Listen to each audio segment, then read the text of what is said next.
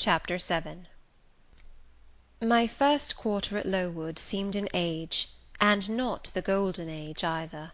It comprised an irksome struggle with difficulties in habituating myself to new rules and unwonted tasks. The fear of failure in these points harassed me worse than the physical hardships of my lot, though these were no trifles. During January, February, and part of March, the deep snows, and after their melting, the almost impassable roads, prevented our stirring beyond the garden walls, except to go to church; but within these limits we had to pass an hour every day in the open air. Our clothing was insufficient to protect us from the severe cold. We had no boots, the snow got into our shoes and melted there; our ungloved hands became numbed and covered with chilblains, as were our feet. I remember well the distracting irritation I endured from this cause every evening, when my feet inflamed, and the torture of thrusting the swelled, raw, and stiff toes into my shoes in the morning. Then the scanty supply of food was distressing. With the keen appetites of growing children, we had scarcely sufficient to keep alive a delicate invalid. From this deficiency of nourishment resulted an abuse, which pressed hardly on the younger pupils. Whenever the famished great girls had an opportunity, they would coax or menace the little ones out of their portion. Many a time I have shared, between two claimants, the precious morsel of brown bread distributed at tea-time, and after relinquishing to a third half the contents of my mug of coffee, I have swallowed the remainder with an accompaniment of secret tears, forced from me by the exigency of hunger. Sundays were dreary days in that wintry season. We had to walk 2 miles to Brocklebridge Church, where our patron officiated. We set out cold, we arrived at church colder; during the morning service we became almost paralyzed. It was too far to return to dinner, and an allowance of cold meat and bread, in the same penurious proportion observed in our ordinary meals, was served round between the services. At the close of the afternoon service we returned by an exposed and hilly road, where the bitter winter wind, blowing over a range of snowy summits to the north, almost flayed the skin from our faces. I can remember Miss Temple walking lightly and rapidly along our drooping line, her plaid cloak, which the frosty wind fluttered, gathered close about her, and encouraging us by precept and example to keep up our spirits and march forward, as she said, like stalwart soldiers. The other teachers, poor things, were generally themselves too much dejected to attempt the task of cheering others. How we longed for the light and heat of a blazing fire when we got back! But to the little ones at least this was denied. Each hearth in the schoolroom was immediately surrounded by a double row of great girls, and behind them the younger children crouched in groups, wrapping their starved arms in their pinafores.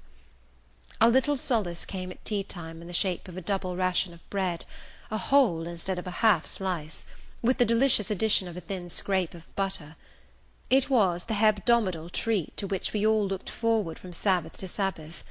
I generally contrived to reserve a moiety of this bounteous repast for myself, but the remainder I was invariably obliged to part with. The Sunday evening was spent in repeating by heart the church catechism, and the 5th, 6th, and 7th chapters of St. Matthew, and in listening to a long sermon read by Miss Miller, whose irrepressible yawns attested her weariness. A frequent interlude of these performances was the enactment of the part of Eutychus by some half-dozen of little girls, who, overpowered with sleep, would fall down, if not out of the 3rd loft, yet off the 4th form, and be taken up half dead. The remedy was to thrust them forward into the centre of the schoolroom, and oblige them to stand there till the sermon was finished. Sometimes their feet failed them, and they sank together in a heap. They were then propped up with the monitor's high stools. I have not yet alluded to the visits of Mr. Brocklehurst, and indeed that gentleman was from home during the great part of the first month after my arrival, perhaps prolonging his stay with his friend the Archdeacon. His absence was a relief to me. I need not say that I had my own reasons for dreading his coming, but come he did at last. One afternoon, I had then been 3 weeks at Lowood, as I was sitting with a slate in my hand, puzzling over a sum in long division, my eyes, raised in abstraction to the window, caught sight of a figure just passing. I recognized almost instinctively that gaunt outline; and when, 2 minutes after, all the school, teachers included, rose en masse, it was not necessary for me to look up in order to ascertain whose entrance they thus greeted. A long stride measured the schoolroom, and presently beside Miss Temple, who had herself risen, stood the same black column which had frowned on me so ominously from the hearthrug of Gateshead. I now glanced sideways at this piece of architecture. Yes, I was right. It was Mr. Brocklehurst, buttoned up in a surtout, and looking longer, narrower, and more rigid than ever. I had my own reasons for being dismayed at this apparition. Too well I remembered the perfidious hints given by Mrs. Reed about my disposition, etc. The promise pledged by Mr. Brocklehurst to apprise Miss Temple and the teachers of my vicious nature. All along I had been dreading the fulfilment of this promise. I had been looking out daily for the coming man, whose information respecting my past life and conversation was to brand me as a bad child for ever. Now there he was. He stood at Miss Temple's side. He was speaking low in her ear. I did not doubt he was making disclosures of my villainy, and I watched her eye with painful anxiety, expecting every moment to see its dark orb turn on me a glance of repugnance and contempt. I listened too, and as I happened to be seated quite at the top of the room, I caught most of what he said. Its import relieved me from immediate apprehension. "I suppose, Miss Temple, the thread I bought at Lowton will do. It struck me that it would be just of the quality for the calico chemises, and I sorted the needles to match. You may tell Miss Smith that I forgot to make a memorandum of the darning needles, but she shall have some papers sent in next week, and she is not, on any account, to give out more than one at a time to each pupil. If they have more, they are apt to be careless, and lose them. And oh, ma'am, I wish the woollen stockings were better looked to. When I was here last, I went into the kitchen garden and examined the clothes drying on the line. There was a quantity of black hose in a very bad state of repair. From the size of the holes in them, I was sure they had not been well mended from time to time." He paused. "Your directions shall be attended to, sir," said Miss Temple. "And, ma'am," he continued, "the laundress tells me some of the girls have 2 clean tuckers in the week. It is too much. The rules limit them to 1. "I think I can explain that circumstance, sir. Agnes and Catherine Johnston were invited to take tea with some friends at Lowton last Thursday, and I gave them leave to put on clean tuckers for the occasion." Mr. Brocklehurst nodded. "Well, for once it may pass. But please not to let the circumstance occur too often. And there is another thing which surprised me. I find, in settling accounts with the housekeeper, that a lunch, consisting of bread and cheese, has twice been served out to the girls during the past fortnight. How is this? I looked over the regulations, and I find no such meal as lunch mentioned. Who introduced this innovation, and by what authority?" "I must be responsible for the circumstance, sir," replied Miss Temple. "The breakfast was so ill prepared that the pupils could not possibly eat it, and I dared not allow them to remain fasting till dinner-time." "Madam, allow me an instant. You are aware that my plan in bringing up these girls is not to accustom them to habits of luxury and indulgence, but to render them hardy, patient, self-denying. Should any little accidental disappointment of the appetite occur, such as the spoiling of a meal, the under or the over-dressing of a dish, the incident ought not to be neutralized by replacing with something more delicate the comfort lost, thus pampering the body, and obviating the aim of this institution. It ought to be improved to the spiritual edification of the pupils, by encouraging them to evince fortitude under temporary privation.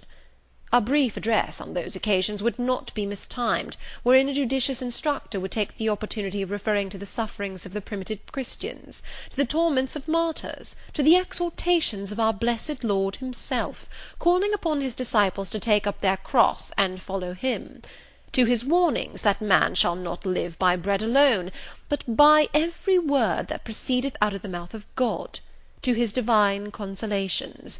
If ye suffer hunger or thirst for my sake, happy are ye. Oh, madam, when you put bread and cheese instead of burnt porridge into these children's mouths, you may indeed feed their vile bodies, but you little think how you starve their immortal souls." Mr. Brocklehurst again paused, perhaps overcome by his feelings. Miss Temple had looked down when he first began to speak to her, but she now gazed straight before her, and her face, naturally pale as marble, appeared to be assuming also the coldness and fixity of that material, especially her mouth, closed as if it would have required a sculptor's chisel to open it, and her brow settled gradually into petrified severity. Meantime Mr. Brocklehurst, standing on the hearth with his hands behind his back, majestically surveyed the whole school.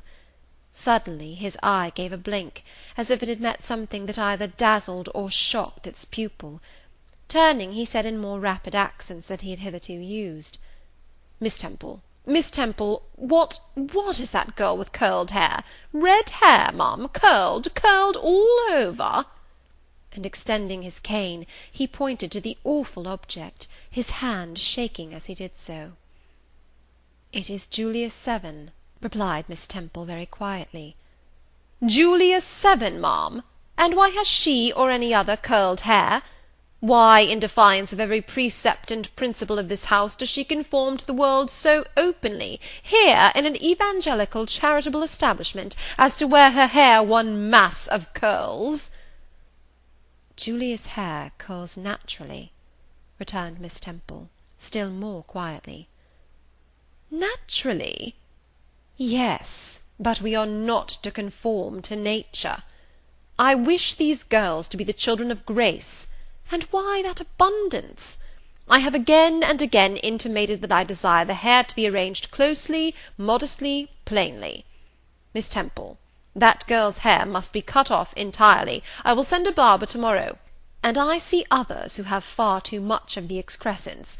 That tall girl, tell her to turn round. Tell all the first form to rise up and direct their faces to the wall." Miss Temple passed her handkerchief over her lips, as if to smooth away the involuntary smile that curled them. She gave the order, however, and when the first class could take in what was required of them, they obeyed. Leaning a little back on my bench, I could see the looks and grimaces with which they commented on this manoeuvre. It was a pity Mr. Brocklehurst could not see them too. He would perhaps have felt that, whatever he might do with the outside of the cup and platter, the inside was further beyond his interference than he imagined. He scrutinized the reverse of these living medals some 5 minutes, then pronounced sentence. These words fell like the knell of doom. "All those top-knots must be cut off." Miss Temple seemed to remonstrate. "Madam," he pursued, "I have a master to serve whose kingdom is not of this world. My mission is to mortify in these girls the lusts of the flesh, to teach them to clothe themselves with shamefacedness and sobriety, not with braided hair and costly apparel. And each of the young persons before us has a string of hair twisted in plaits, which vanity itself might have woven. These, I repeat, must be cut off. Think of the time wasted of—" Mr. Brocklehurst was here interrupted. 3 other visitors, ladies, now entered the room. They ought to have come a little sooner to have heard his lecture on dress, for they were splendidly attired in velvet, silk, and furs. The 2 younger of the trio, fine girls of 16 and 17, had grey beaver hats, then in fashion, shaded with ostrich plumes, and from under the brim of this graceful head-dress fell a profusion of light tresses, elaborately curled. The elder lady was enveloped in a costly velvet shawl, trimmed with ermine, and she wore a false front of French curls. These ladies were deferentially received by Miss Temple as Mrs. and the Misses Brocklehurst, and conducted to seats of honour at the top of the room. It seems they had come in the carriage with their reverend relative, and had been conducting a rummaging scrutiny of the rooms upstairs, while he transacted business with the housekeeper, questioned the laundress, and lectured the superintendent. They now proceeded to address divers remarks and reproofs to Miss Smith, who was charged with the care of the linen and inspection of the dormitories, but I had no time to listen to what they said. Other matters called off and enchanted my attention. Hitherto, while gathering up the discourse of Mr. Brocklehurst and Miss Temple, I had not at the same time neglected precautions to secure my personal safety, which I thought would be effected if I could only elude observation. To this end I had sat well back on the form, and, while seeming to be busy with my sum, had held my slate in such a manner as to conceal my face. I might have escaped notice, had not my treacherous slate somehow happened to slip from my hand, and, falling with an obtrusive crash, directly drawn every eye upon me. I knew it was all over now, and, as I stooped to pick up the 2 fragments of slate, I rallied my forces for the worst. It came. "A careless girl," said Mr. Brocklehurst, and immediately after, "It is the new pupil, I perceive." And before I could draw breath, "I must not forget I have a word to say respecting her." Then aloud, how loud it seemed to me, "Let the child who broke her slate come forward." Of my own accord I could not have stirred. I was paralysed. But the 2 great girls, who sit on each side of me, set me on my legs, and pushed me towards the dread judge; and then Miss Temple gently assisted me to his very feet, and I caught her whispered counsel. "Don't be afraid, Jane. I saw it was an accident. You shall not be punished." The kind whisper went to my heart like a dagger. Another minute, and she will despise me for a hypocrite, thought I; and an impulse of fury against Reed, Brocklehurst and Company bounded in my pulses at the conviction. I was no Helen Burns. "Fetch that stool," said Mr. Brocklehurst, pointing to a very high one from which a monitor had just risen. It was brought. "Place the child upon it." And I was placed there, by whom I don't know. I was in no condition to note particulars. I was only aware that they had hoisted me up to the height of Mr. Brocklehurst's nose, that he was within a yard of me, and that a spread of shot orange and purple silk pelisses, and a cloud of silvery plumage, extended and waved below me. Mr. Brocklehurst hemmed. "Ladies," said he, turning to his family, "Miss Temple, teachers, and children, you all see this girl?" Of course they did, for I felt their eyes directed like burning glasses against my scorched skin. "You see she is yet young. You observe she possesses the ordinary form of childhood. God has graciously given her the shape that he has given to all of us. No signal deformity points her out as a marked character. Who would think that the evil one had already found a servant and agent in her? Yet such, I grieve to say, is the case." A pause, in which I began to steady the palsy of my nerves, and to feel that the Rubicon was passed, and that the trial no longer to be shirked must be firmly sustained. "My dear children," pursued the black marble clergyman with pathos, "this is a sad, a melancholy occasion, for it becomes my duty to warn you that this girl, who might be one of God's own lambs, is a little castaway. Not a member of the true flock, but evidently an interloper and an alien. You must be on your guard against her. You must shun her example. If necessary, avoid her company, exclude her from your sports, and shut her out from your converse. Teachers, you must watch her.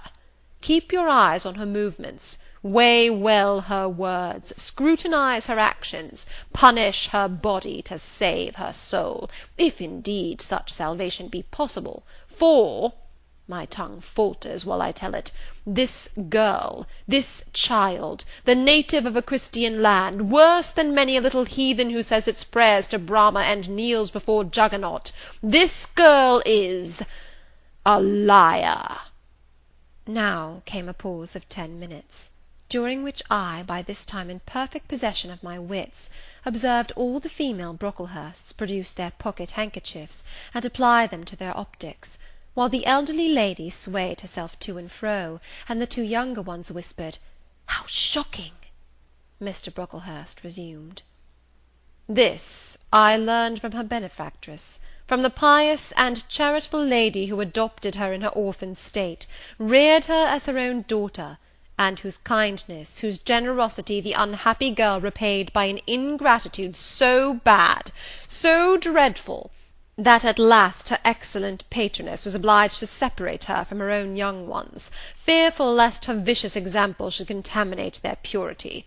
She has sent her here to be healed, even as the Jews of old sent their disease to the troubled pool of Bethesda. And teachers, superintendent, I beg of you not to allow the waters to stagnate round her." With this sublime conclusion, Mr. Brocklehurst adjusted the top button of his surtout, muttered something to his family, who rose, bowed to Miss Temple, and then all of the great people sailed in state from the room. Turning at the door, my judge said, "Let her stand half an hour longer on that stool, and let no one speak to her during the remainder of the day." There was I, then, mounted aloft. I, who had said I could not bear the shame of standing on my natural feet in the middle of the room, was now exposed to general view on a pedestal of infamy. What my sensations were, no language can describe; but just as they all rose, stifling my breath and constricting my throat, a girl came up and passed me. In passing, she lifted her eyes. What a strange light inspired them! What an extraordinary sensation that ray sent through me! How the new feeling bore me up! It was as if a martyr, a hero, had passed a slave or victim, and imparted strength in the transit. I mastered the rising hysteria, lifted up my head, and took a firm stand on the stool.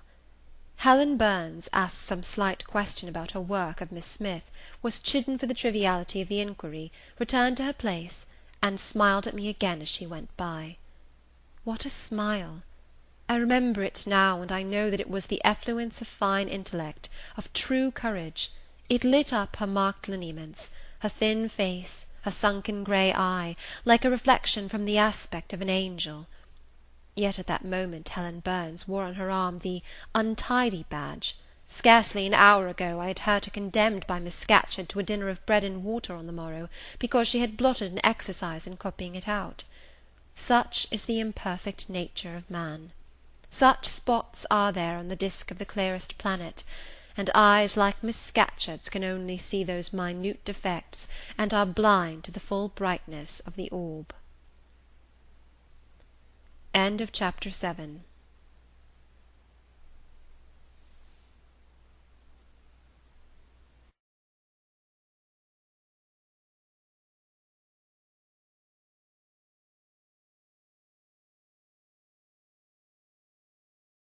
Chapter 8. Ere the half-hour ended, 5 o'clock struck. School was dismissed, and all were gone into the refectory to tea. I now ventured to descend. It was deep dusk. I retired into a corner, and sat down on the floor. The spell by which I had been so far supported began to dissolve. Reaction took place, and soon so overwhelming was the grief that seized me, I sank prostrate with my face to the ground. Now I wept. Helen Burns was not here. Nothing sustained me. Left to myself, I abandoned myself, and my tears watered the boards. I had meant to be so good, and to do so much at Lowood, to make so many friends, to earn respect and win affection. Already I had made visible progress. That very morning I had reached the head of my class. Miss Miller had praised me warmly, Miss Temple had smiled approbation. She had promised to teach me drawing, and to let me learn French, if I continued to make similar improvement 2 months longer; and then I was well received by my fellow pupils, treated as an equal by those of my own age, and not molested by any. Now, here I lay again, crushed and trodden on, and could I ever rise more? Never, I thought, and ardently I wished to die. While sobbing out this wish in broken accents, some one approached. I started up. Again Helen Burns was near me. The fading fires just showed her coming up the long vacant room. She brought my coffee and bread. "Come, eat something," she said. But I put both away from me, feeling as if a drop or a crumb would have choked me in my present condition. Helen regarded me, probably with surprise. I could not now abate my agitation, though I tried hard. I continued to weep aloud. She sat down on the ground near me, embraced her knees with her arms, and rested her head upon them. In that attitude she remained silent as an Indian. I was the first who spoke. "Helen, why do you stay with a girl whom everybody believes to be a liar?" "Everybody, Jane? Why, there are only 80 people who have heard you called so, and the world contains hundreds of millions." "But what have I to do with millions? The 80 I know despise me." "Jane, you are mistaken. Probably not one in the school either despises or dislikes you. Many, I am sure, pity you much." "How can they pity me after what Mr. Brocklehurst has said?" "Mr. Brocklehurst is not a god, nor is he even a great and admired man. He is little liked here. He never took steps to make himself liked.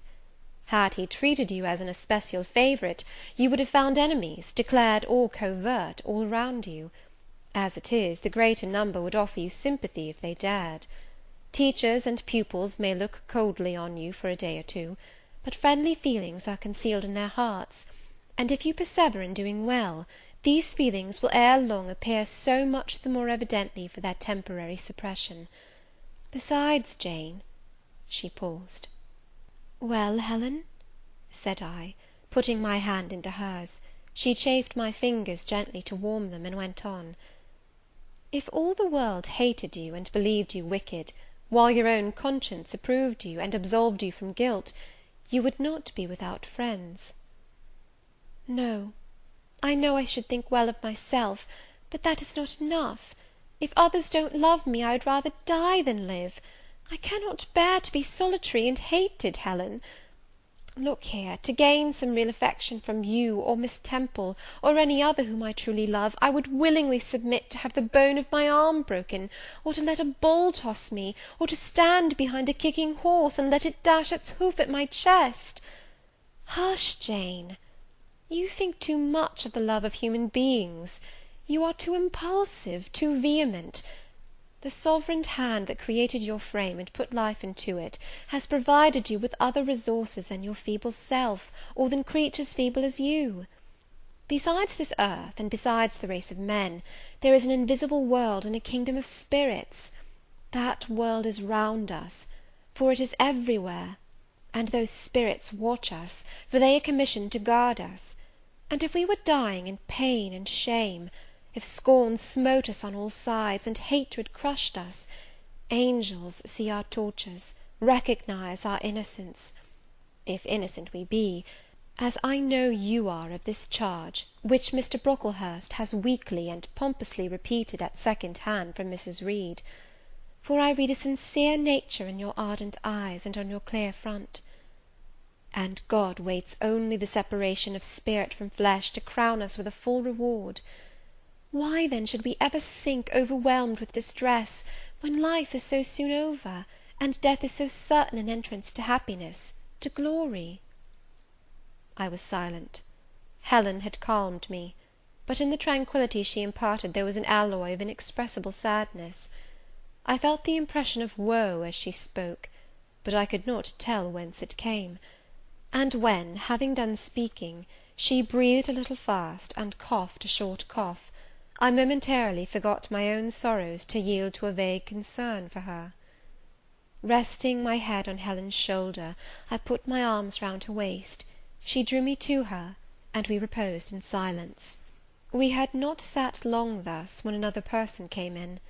Some heavy clouds, swept from the sky by a rising wind, had left the moon bare, and her light, streaming in through a window near, shone full both on us and on the approaching figure, which we at once recognized as Miss Temple. "I came on purpose to find you, Jane Eyre," said she. "I want you in my room, and as Helen Burns is with you, she may come too." We went, following the superintendent's guidance. We had to thread some intricate passages, and mount a staircase before we reached her apartment. It contained a good fire, and looked cheerful. Miss Temple told Helen Burns to be seated in a low arm chair on one side of the hearth, and herself taking another, she called me to her side. "Is it all over?" she asked, looking down at my face. "Have you cried your grief away?" I'm afraid I never shall do that. Why? Because I have been wrongly accused, and you, ma'am, and everybody else, will now think me wicked. We shall think you what you prove yourself to be, my child. Continue to act as a good girl, and you will satisfy us. Shall I, Miss Temple? You will, said she, passing her arm round me. And now tell me, who was the lady whom Mr. Brocklehurst called your benefactress? Mrs. Reed, my uncle's wife. My uncle is dead, and he left me to her care.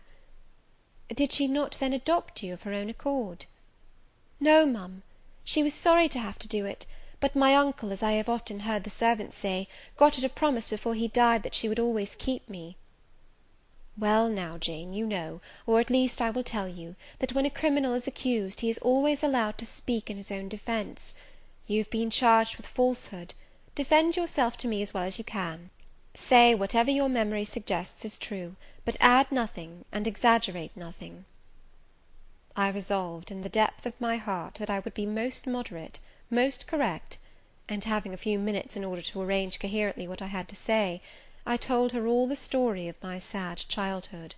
Exhausted by emotion, my language was more subdued than it generally was when it developed that sad theme; and mindful of Helen's warnings against the indulgence of resentment, I infused into the narrative far less of gall and wormwood than ordinary. Thus restrained and simplified, it sounded more credible. I felt as I went on that Miss Temple fully believed me. In the course of the tale I had mentioned Mr. Lloyd as having come to see me after the fit. I never forgot the, to me, frightful episode of the Red Room, in detailing which my excitement was sure in some degree to break bounds; for nothing could soften in my reflection the spasm of agony which clutched my heart, when Mrs. Reed spurned my wild supplication for pardon, and locked me a second time in the dark and haunted chamber. I had finished. Miss Temple regarded me a few minutes in silence. She then said, "I know something of Mr. Lloyd. I shall write to him. If his reply agrees with your statement, you shall be publicly cleared from every imputation. To me, Jane, you are clear now." She kissed me, and still keeping me at her side, where I was well contented to stand, for I derived a child's pleasure from the contemplation of her face, her dress, her one or two ornaments, her white forehead, her clustered and shining curls, and beaming dark eyes. She proceeded to address Helen Burns. "How are you to night, Helen? Have you coughed much to day?" "Not quite so much, I think, ma'am." "And the pain in your chest?" "It is a little better." Miss Temple got up, took her hand, and examined her pulse. Then she returned to her own seat. As she resumed it, I heard her sigh low.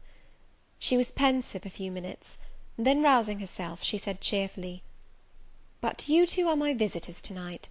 I must treat you as such." She rang her bell. "Barbara," she said to the servant who answered it, "I have not yet had tea. Bring the tray, and place cups for these two young ladies." And a tray was soon brought. How pretty, to my eyes, did the china cups and bright teapot look, placed on the little round table near the fire! How fragrant was the steam of the beverage, and the scent of the toast! Of which, however, I, to my dismay, for I was beginning to be hungry, discerned only a very small portion. Miss Temple discerned it too. "Barbara," said she, "can you not bring a little more bread and butter? There is not enough for 3. Barbara went out. She returned soon. "Madam, Mrs. Harden says she has sent up the usual quantity." Mrs. Harden, be it observed, was the housekeeper, a woman after Mr. Brocklehurst's own heart, made up of equal parts of whalebone and iron. "Oh, very well," returned Miss Temple, "we must make it do, Barbara, I suppose." As the girl withdrew, she added, smiling, "Fortunately, I have it in my power to supply deficiencies for this once." Having invited Helen and me to approach the table, and placed before each of us a cup of tea with one delicious but thin morsel of toast, she got up, unlocked a drawer, and taking from it a parcel wrapped in paper, disclosed presently to our eyes a good-sized seed cake. "I meant to give each of you some of this to take with you," said she, "but as there is so little toast, You must have it now." And she proceeded to cut slices with a generous hand. We feasted that evening as on nectar and ambrosia, and not the least delight of the entertainment was the smile of gratification with which our hostess regarded us, as we satisfied our famished appetites on the delicate fare she liberally supplied. Tea over, and the tray removed, she again summoned us to the fire. We sat one on each side of her, and now a conversation followed between her and Helen, which it was indeed a privilege to be admitted to hear. Miss Temple had always something of serenity in her air, of state in her mien, of refined propriety in her language, which precluded deviation into the ardent, the excited, the eager; something which chastened the pleasure of those who looked on her and listened to her, by a controlling sense of awe; and such was my feeling now; but as to Helen Burns, I was struck with wonder. The refreshing meal, the brilliant fire, the presence and kindness of her beloved instructress, or perhaps, more than all these, something in her own unique mind, had roused her powers within her. They woke, they kindled. First they glowed in the bright tint of her cheek, which till this hour I had never seen but pale and bloodless; then they shone in the liquid lustre of her eyes, which had suddenly acquired a beauty more singular than that of Miss Temple's, a beauty neither of fine colour, nor long eyelash, nor pencilled brow, but of meaning, of movement, of radiance. Then her soul sat on her lips, and language flowed, from what source I cannot tell. Has a girl of 14 a heart large enough, vigorous enough, to hold the swelling spring of pure, full, fervid eloquence? Such was the characteristic of Helen's discourse on that, to me, memorable evening. Her spirit seemed hastening to live, within a very brief span, as much as many live during a protracted existence. They conversed of things I had never heard of nations and times past, of countries far away, of secrets of nature discovered or guessed at. They spoke of books, how many they had read, what stores of knowledge they possessed.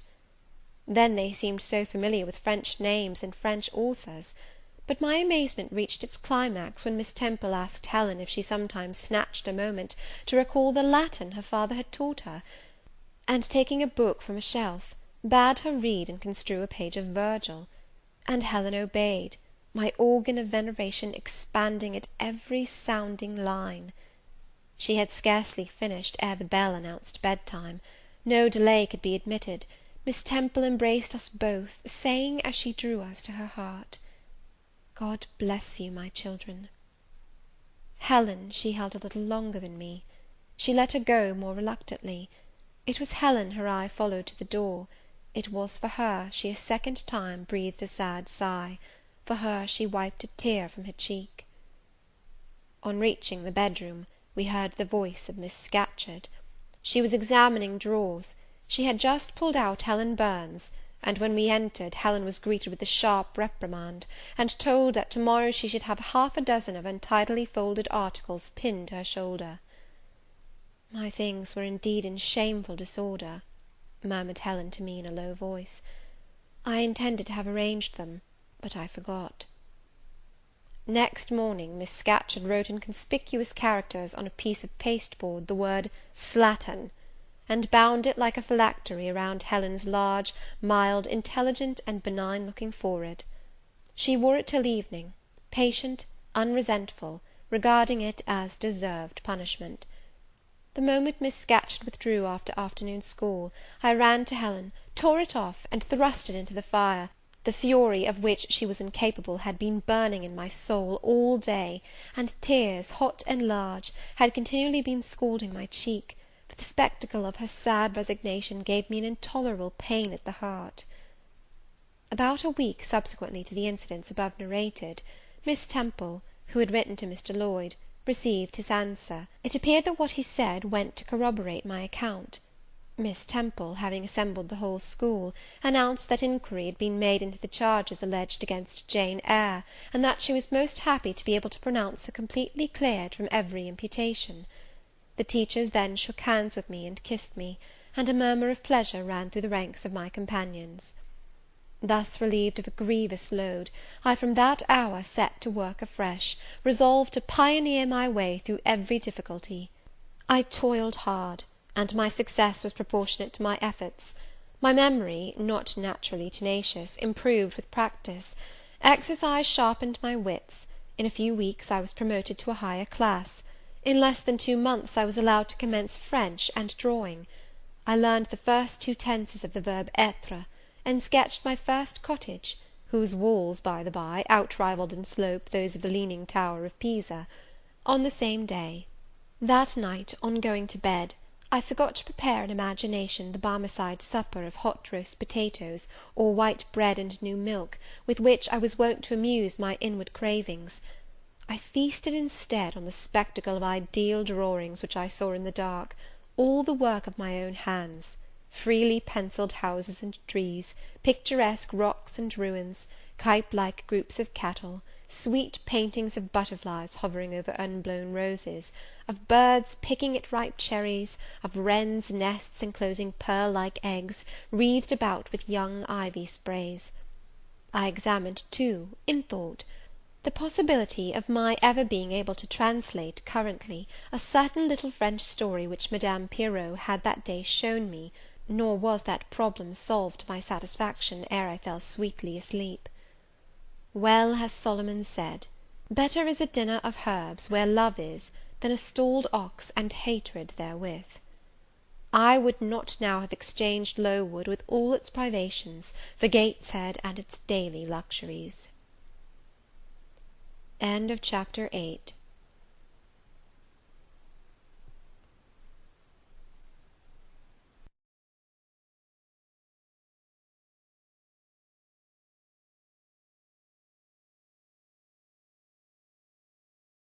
Chapter 9. But the privations, or rather the hardships of Lowood lessened. Spring drew on. She was indeed already come. The frosts of winter had ceased. Its snows were melted, its cutting winds ameliorated. My wretched feet, flayed and swollen to lameness by the sharp air of January, began to heal and subside under the gentler breathings of April. The nights and mornings no longer, by their Canadian temperature, froze the very blood in our veins. We could now endure the play hour passed in the garden. Sometimes on a sunny day it began even to be pleasant and genial, and a greenness grew over those brown beds, which, freshening daily, suggested the thought that hope traversed them at night, and left each morning brighter traces of her steps. Flowers peeped out amongst the leaves, snowdrops, crocuses, purple auriculas, and golden-eyed pansies. On Thursday afternoons, half holidays, we now took walks, and found still sweeter flowers opening by the wayside, under the hedges. I discovered, too, that a great pleasure, an enjoyment which the horizon only bounded, lay all outside the high and spike-guarded walls of our garden. This pleasure consisted in prospect of noble summits girdling a great hill-hollow, rich in verdure and shadow, in a bright beck, full of dark stones and sparkling eddies. How different had this scene looked when I viewed it laid out beneath the iron sky of winter, stiffened in frost, shrouded with snow! When mists as chill as death wandered to the impulse of east winds along those purple peaks, and rolled down Ing and Holm till they blended with the frozen fog of the beck. The beck itself was then a torrent, turbid and curbless. It tore asunder the wood, and sent a raving sound through the air, often thickened with wild rain or whirling sleet; and for the forest on its banks, that showed only ranks of skeletons. April advanced to May. A bright serene May it was. Days of blue sky, placid sunshine, and soft western or southern gales filled up its duration. And now vegetation matured with vigour. Lowood shook loose its tresses, it became all green, all flowery. Its great elm, ash, and oak skeletons were restored to majestic life. Woodland plants sprang up profusely in its recesses. Unnumbered varieties of moss filled its hollows, and it made a strange ground sunshine out of the wealth of its wild primrose plants. I have seen their pale gold gleam in overshadowed spots like scatterings of the sweetest lustre. All this I enjoyed often and fully, free, unwatched, and almost alone. For this unwonted liberty and pleasure there was a cause, to which it now becomes my task to advert. Have I not described a pleasant site for a dwelling, when I speak of it as bosomed in hill and wood, and rising from the verge of a stream? Assuredly pleasant enough, but whether healthy or not is another question.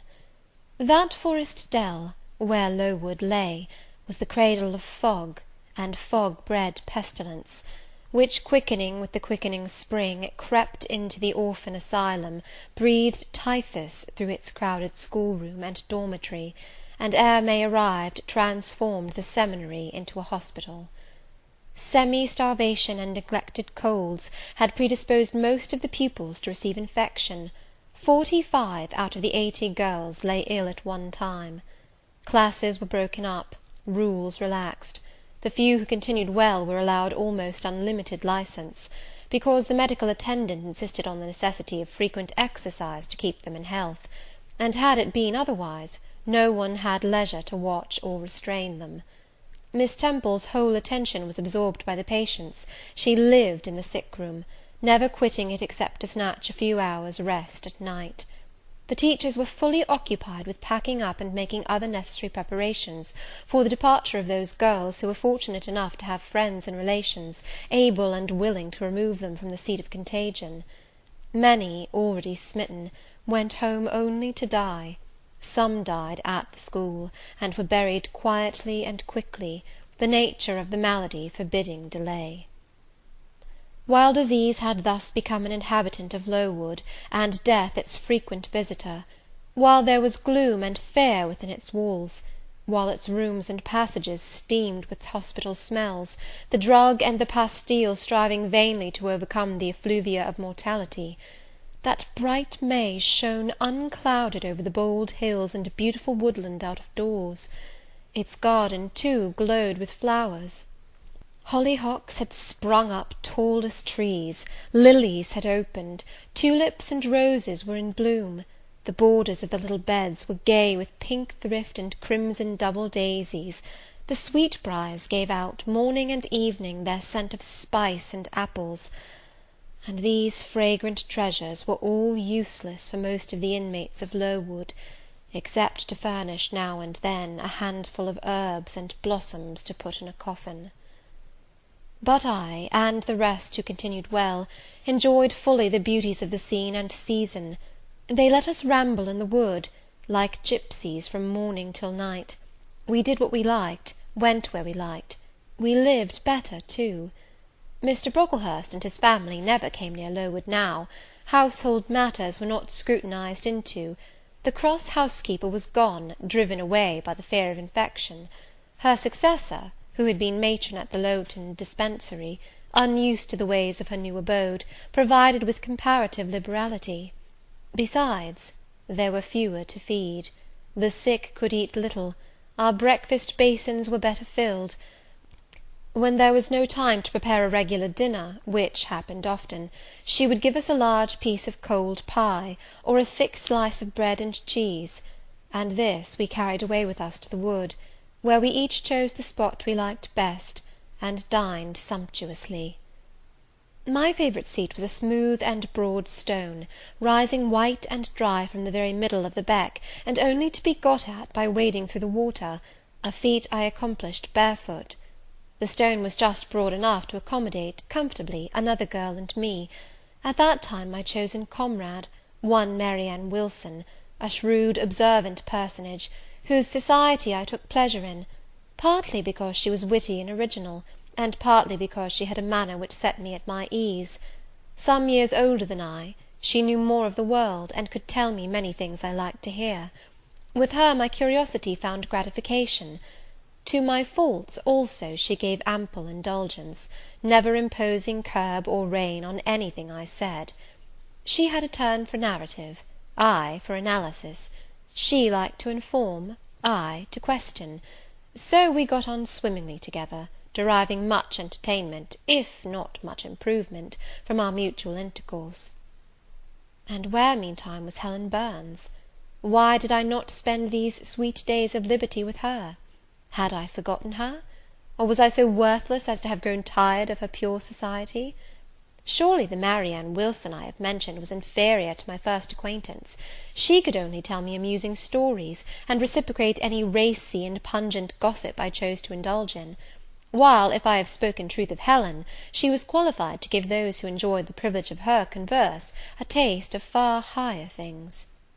True, reader, and I knew and felt this; and though I am a defective being, with many faults and few redeeming points, yet I never tired of Helen Burns, nor ever ceased to cherish for her a sentiment of attachment, as strong, tender, and respectful as any that ever animated my heart.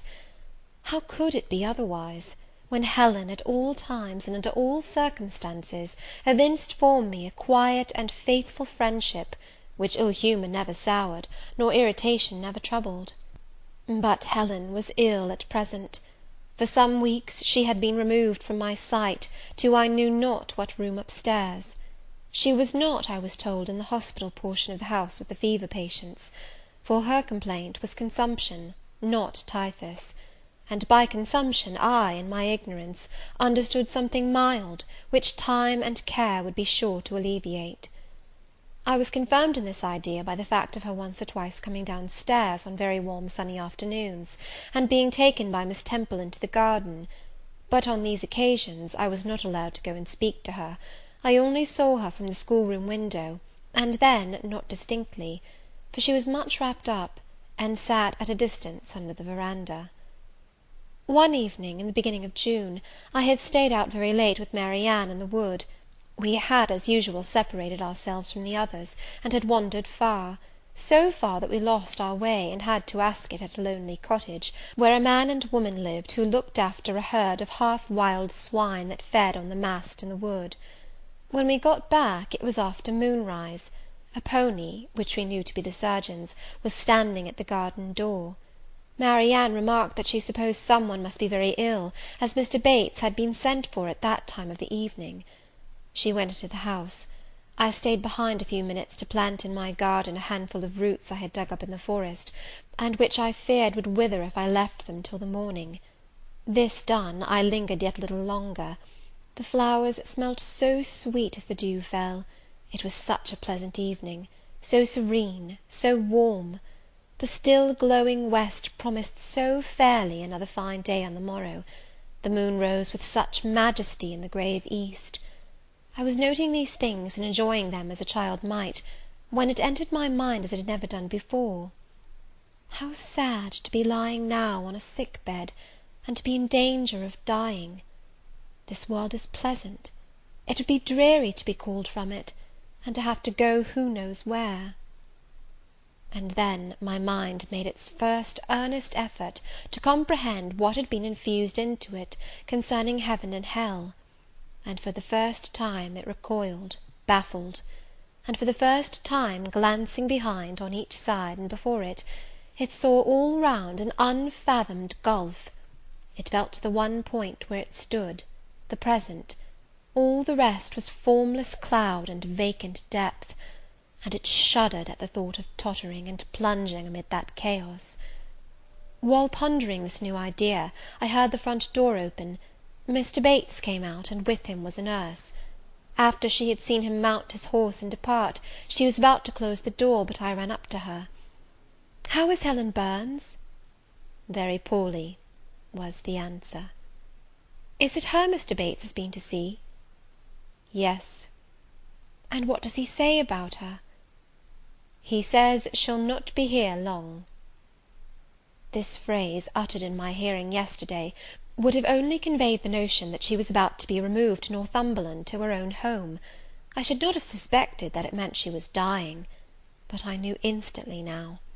It opened clear on my comprehension that Helen Burns was numbering her last days in this world, and that she was going to be taken to the region of spirits, if such region there were. I experienced a shock of horror. then a strong thrill of grief, then a desire, a necessity to see her, and I asked in what room she lay. "She is in Miss Temple's room," said the nurse. "May I go up and speak to her?" "Oh, no, child, it is not likely; and now it is time for you to come in. You'll catch the fever if you stop out when the dew is falling." The nurse closed the front door.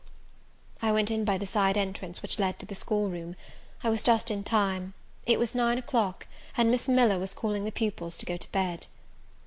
It might be 2 hours later, probably near 11, when I, not having been able to fall asleep, and deeming from the perfect silence of the dormitory that my companions were all wrapped in profound repose, rose softly, put on my frock over my night-dress, and without shoes crept from the apartment, and set off in quest of Miss Temple's room. It was quite at the other end of the house, but I knew my way, and the light of the unclouded summer moon, entering here and there at passage windows, enabled me to find it without difficulty. An odour of camphor and burnt vinegar warned me when I came near the fever room, and I passed its door quickly, fearful lest the nurse who sat up all night should hear me. I dreaded being discovered and sent back, for I must see Helen, I must embrace her before she died, I must give her one last kiss, exchange with her one last word. Having descended a staircase, traversed a portion of the house below, and succeeded in opening and shutting without noise 2 doors, I reached another flight of steps. These I mounted, and then, just opposite to me, was Miss Temple's room. A light shone through the keyhole and from under the door. A profound stillness pervaded the vicinity. Coming near, I found the door slightly ajar, probably to admit some fresh air into the close abode of sickness. Indisposed to hesitate, and full of impatient impulses, soul and senses quivering with keen throes, I put it back and looked in. My eyes sought Helen, and feared to find death. Close by Miss Temple's bed, and half covered with its white curtains, there stood a little crib. I saw the outline of a form under the clothes, but the face was hid by the hangings. The nurse I had spoken to in the garden sat in an easy-chair asleep. An unsnuffed candle burnt dimly on the table. Miss Temple was not to be seen. I knew afterwards that she had been called to a delirious patient in the fever room. I advanced, then paused by the crib's side.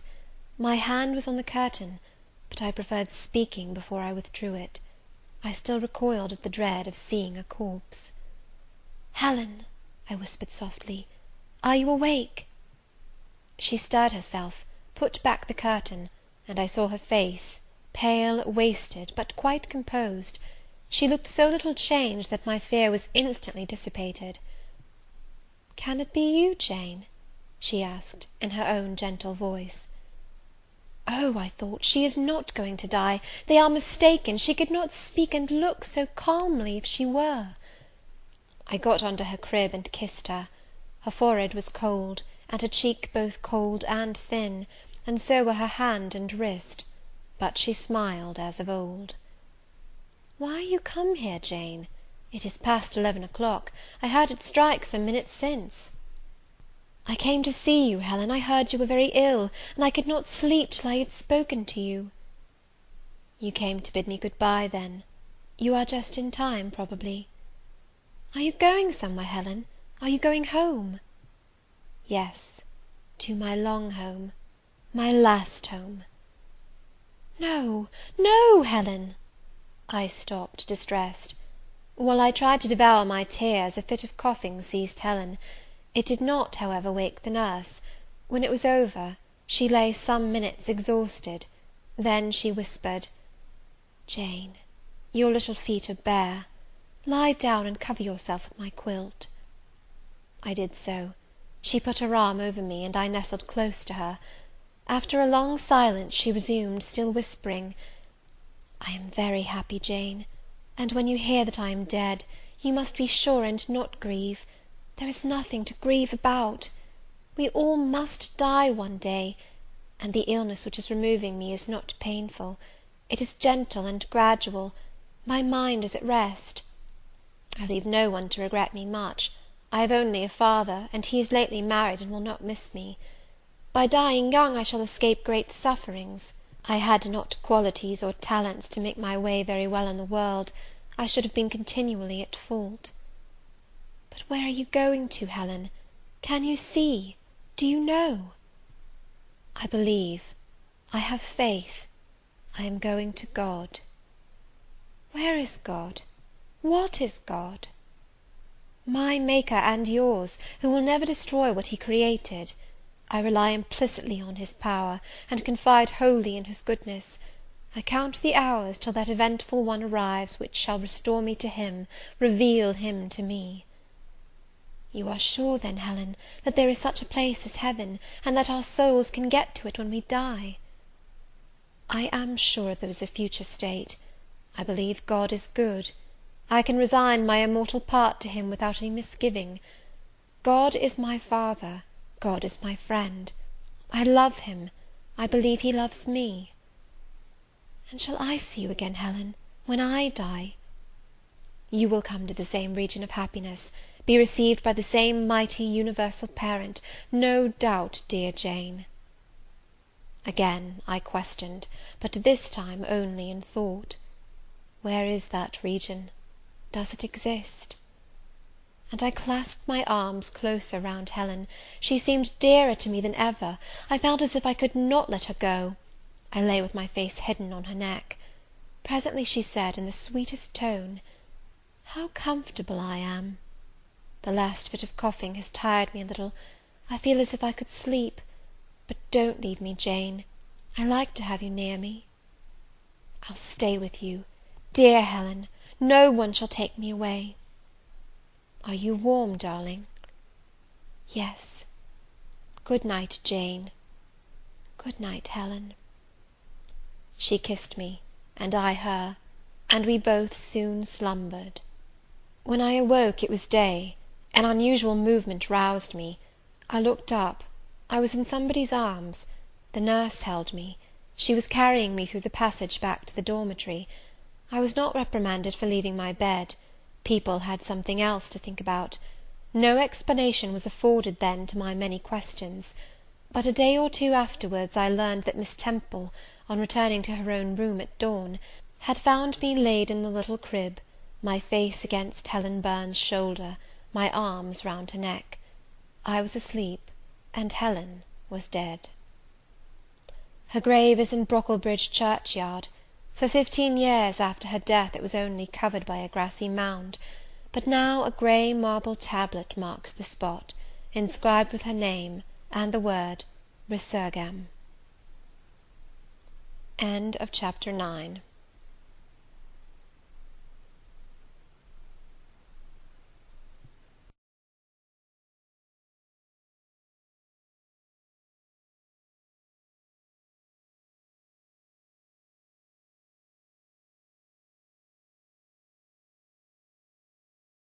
Chapter 10.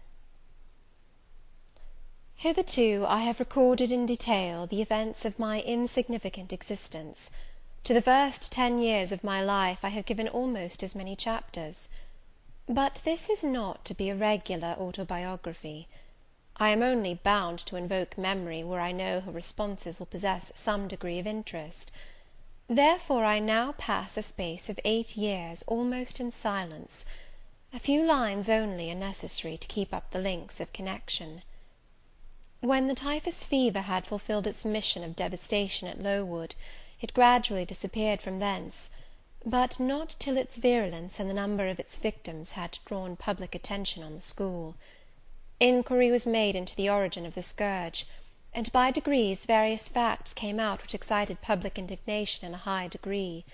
The unhealthy nature of the sight, the quantity and quality of the children's food, the brackish, fetid water used in its preparation, the pupils' wretched clothing and accommodations, all these things were discovered, and the discovery produced a result mortifying to Mr. Brocklehurst, but beneficial to the institution. Several wealthy and benevolent individuals in the county subscribed largely for the erection of a more convenient building in a better situation. New regulations were made, improvements in diet and clothing introduced. The funds of the school were entrusted to the management of a committee. Mr. Brocklehurst, who, from his wealth and family connections, could not be overlooked, still retained the post of treasurer; but he was aided in the discharge of his duties by gentlemen of rather more enlarged and sympathizing minds. His office of inspector, too, was shared by those who knew how to combine reason with strictness, comfort with economy, compassion with uprightness. The school, thus improved, became in time a truly useful and noble institution. I remained an inmate of its walls, after its regeneration, for 8 years, 6 as a pupil and 2 as a teacher, and in both capacities I bear my testimony to its value and importance.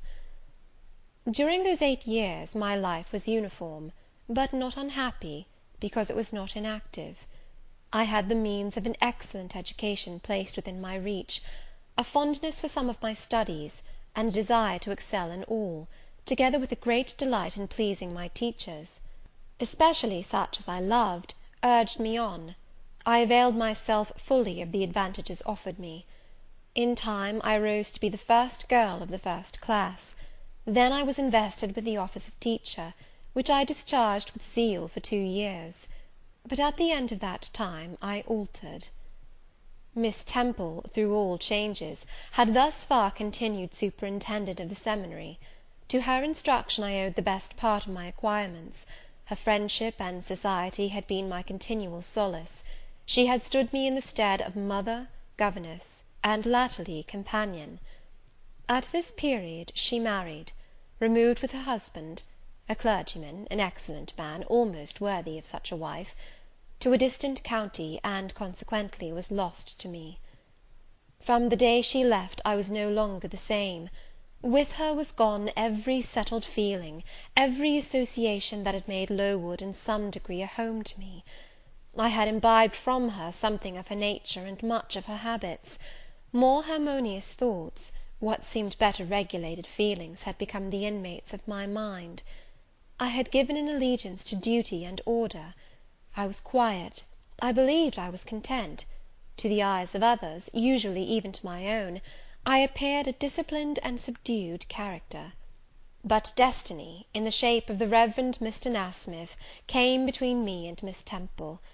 I saw her in her travelling dress step into a post chaise, shortly after the marriage ceremony.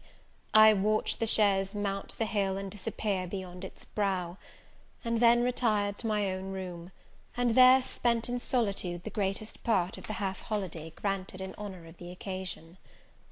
I walked about the chamber most of the time. I imagined myself only to be regretting my loss, and thinking how to repair it; but when my reflections were concluded, and I looked up and found that the afternoon was gone, and evening far advanced, another discovery dawned on me, namely, that in the interval I had undergone a transforming process, that my mind had put off all it had borrowed of Miss Temple, or rather that she had taken with her the serene atmosphere I had been breathing in her vicinity, and that now I was left in my natural element, and beginning to feel the stirring of old emotions. It did not seem as if a prop were withdrawn, but rather as if a motive were gone. It was not the power to be tranquil which had failed me, but the reason for tranquillity was no more. My world had for some years been in Lowood; my experience had been of its rules and systems. Now I remembered that the real world was wide, and that a varied field of hopes and fears, of sensations and excitements, awaited those who had courage to go forth into its expanse, to seek real knowledge of life amidst its perils. I went to my window, opened it, and looked out. There were the 2 wings of the building, there was the garden, there were the skirts of Lowood, there was the hilly horizon. My eye passed all other objects to rest on those most remote, the blue peaks. It was those I longed to surmount. All within their boundary of rock and heath seemed prison ground, exile limits. I traced the white road, winding round the base of one mountain, and vanishing in a gorge between 2. How I longed to follow it farther! I recalled the time when I had travelled that very road in a coach. I remembered descending that hill at twilight. An age seemed to have elapsed since the day which brought me first to Lowood, and I had never quitted it since. My vacations had been all spent at school. Mrs. Reed had never sent for me to Gateshead; neither she nor any of her family had ever been to visit me. I had had no communication by letter or message with the outer world. School rules, school duties, school habits and notions, and voices and faces and phrases and costumes, and preferences and antipathies, such was what I knew of existence. And now I felt that it was not enough. I tired of the routine of 8 years in one afternoon. I desired liberty. For liberty I gasped, for liberty I uttered a prayer. It seemed scattered on the wind, then faintly blowing. I abandoned it, and framed a humbler supplication, for change, stimulus. That petition, too, seemed swept off into vague space. Then, cried I, half desperate, grant me at least a new servitude. Here a bell, ringing the hour of supper, called me down stairs. I was not free to resume the interrupted chain of my reflections till bedtime. Even then, a teacher who occupied the same room with me kept me from the subject to which I longed to recur, by a prolonged effusion of small talk. How I wished sleep would silence her! It seemed as if, could I but go back to the idea which had last entered my mind as I stood by the window, some inventive suggestion would rise for my relief. Miss Gryce snored at last. She was a heavy Welshwoman, and till now her habitual nasal strains had never been regarded by me in any other light than as a nuisance. To-night I hailed the first deep notes with satisfaction. I was debarrassed of interruption. My half-effaced thought instantly revived. A new servitude, there is something in that, I soliloquized. Mentally, be it understood, I did not talk aloud. I know there is, because it does not sound too sweet. It is not like such words as liberty, excitement, enjoyment; delightful sounds, truly, but no more than sounds for me, and so hollow and fleeting that it is mere waste of time to listen to them. But servitude, that must be matter of fact. Any one may serve. I have served here 8 years. Now all I want is to serve elsewhere. Can I not get so much of my own will? Is not the thing feasible? Yes, yes, the end is not so difficult, if I had only a brain active enough to ferret out the means of attaining it. I sat up in bed, by way of arousing this said brain. It was a chilly night. I covered my shoulders with a shawl, and then I proceeded to think again with all my might. What do I want? A new place, in a new house, amongst new faces, under new circumstances. I want this, because it is of no use wanting anything better. How do people do to get a new place? They apply to friends, I suppose. I have no friends. There are many others who have no friends, who must look about for themselves, and be their own helpers. And what is their resource? I could not tell. Nothing answered me. I then ordered my brain to find a response, and quickly. It worked and worked faster. I felt the pulses throb in my head and temples; but for nearly an hour it worked in chaos, and no result came of its efforts. Feverish with vain labour, I got up and took a turn in the room, undrew the curtains, noted a star or two, shivered with cold, and again crept to bed. A kind fairy, in my absence, had surely dropped the required suggestion on my pillow, for as I lay down, it came quietly and naturally to my mind. Those who want situations advertise. You must advertise in the shire Herald. How? I know nothing about advertising. Replies rose smooth and prompt now. You must enclose the advertisement and the money to pay for it under a cover directed to the editor of the Herald. You must put it, the first opportunity you have, into the post at Lowton. Answers must be addressed to J.E. at the post office there. You can go and inquire in about a week after you'll send your letter, if any are come, and act accordingly. This scheme I went over twice, thrice. It was then digested in my mind. I had it in a clear, practical form. I felt satisfied, and fell asleep. With earliest day I was up. I had my advertisement written, enclosed, and directed before the bell rang to rouse the school. It ran thus: A young lady accustomed to tuition. Had I not been a teacher 2 years? Is desirous of meeting with a situation in a private family where the children are under 14. I thought that as I was barely 18, it would not do to undertake the guidance of pupils nearer my own age. She is qualified to teach the usual branches of a good English education, together with French, drawing, and music. In those days, reader, this now narrow catalogue of accomplishments would have been held tolerably comprehensive. Address, J.E., Post Office, Lowton, shire. This document remained locked in my drawer all day. After tea, I asked leave of the new superintendent to go to Lowton, in order to perform some small commissions for myself and one or two of my fellow teachers. Permission was readily granted. I went. It was a walk of 2 miles, and the evening was wet, but the days were still long. I visited a shop or two, slipped the letter into the post office, and came back through heavy rain, with streaming garments, but with a relieved heart. The succeeding week seemed long. It came to an end at last, however, like all sublunary things, and once more, towards the close of a pleasant autumn day, I found myself afoot on the road to Lowton. A picturesque track it was, by the way, lying along the side of the beck and through the sweetest curves of the dale. But that day I thought more of the letters that might or might not be awaiting me at the little burgh whither I was bound, than of the charms of lea and water. My ostensible errand on this occasion was to get measured for a pair of shoes, so I discharged that business first, and when it was done, I stepped across the clean and quiet little street from the shoemaker's to the post office. It was kept by an old dame, who wore horn spectacles on her nose, and black mittens on her hands. "Are there any letters for J.E.?" I asked. She peered at me over her spectacles, and then she opened a drawer and fumbled among its contents for a long time, so long that my hopes began to falter.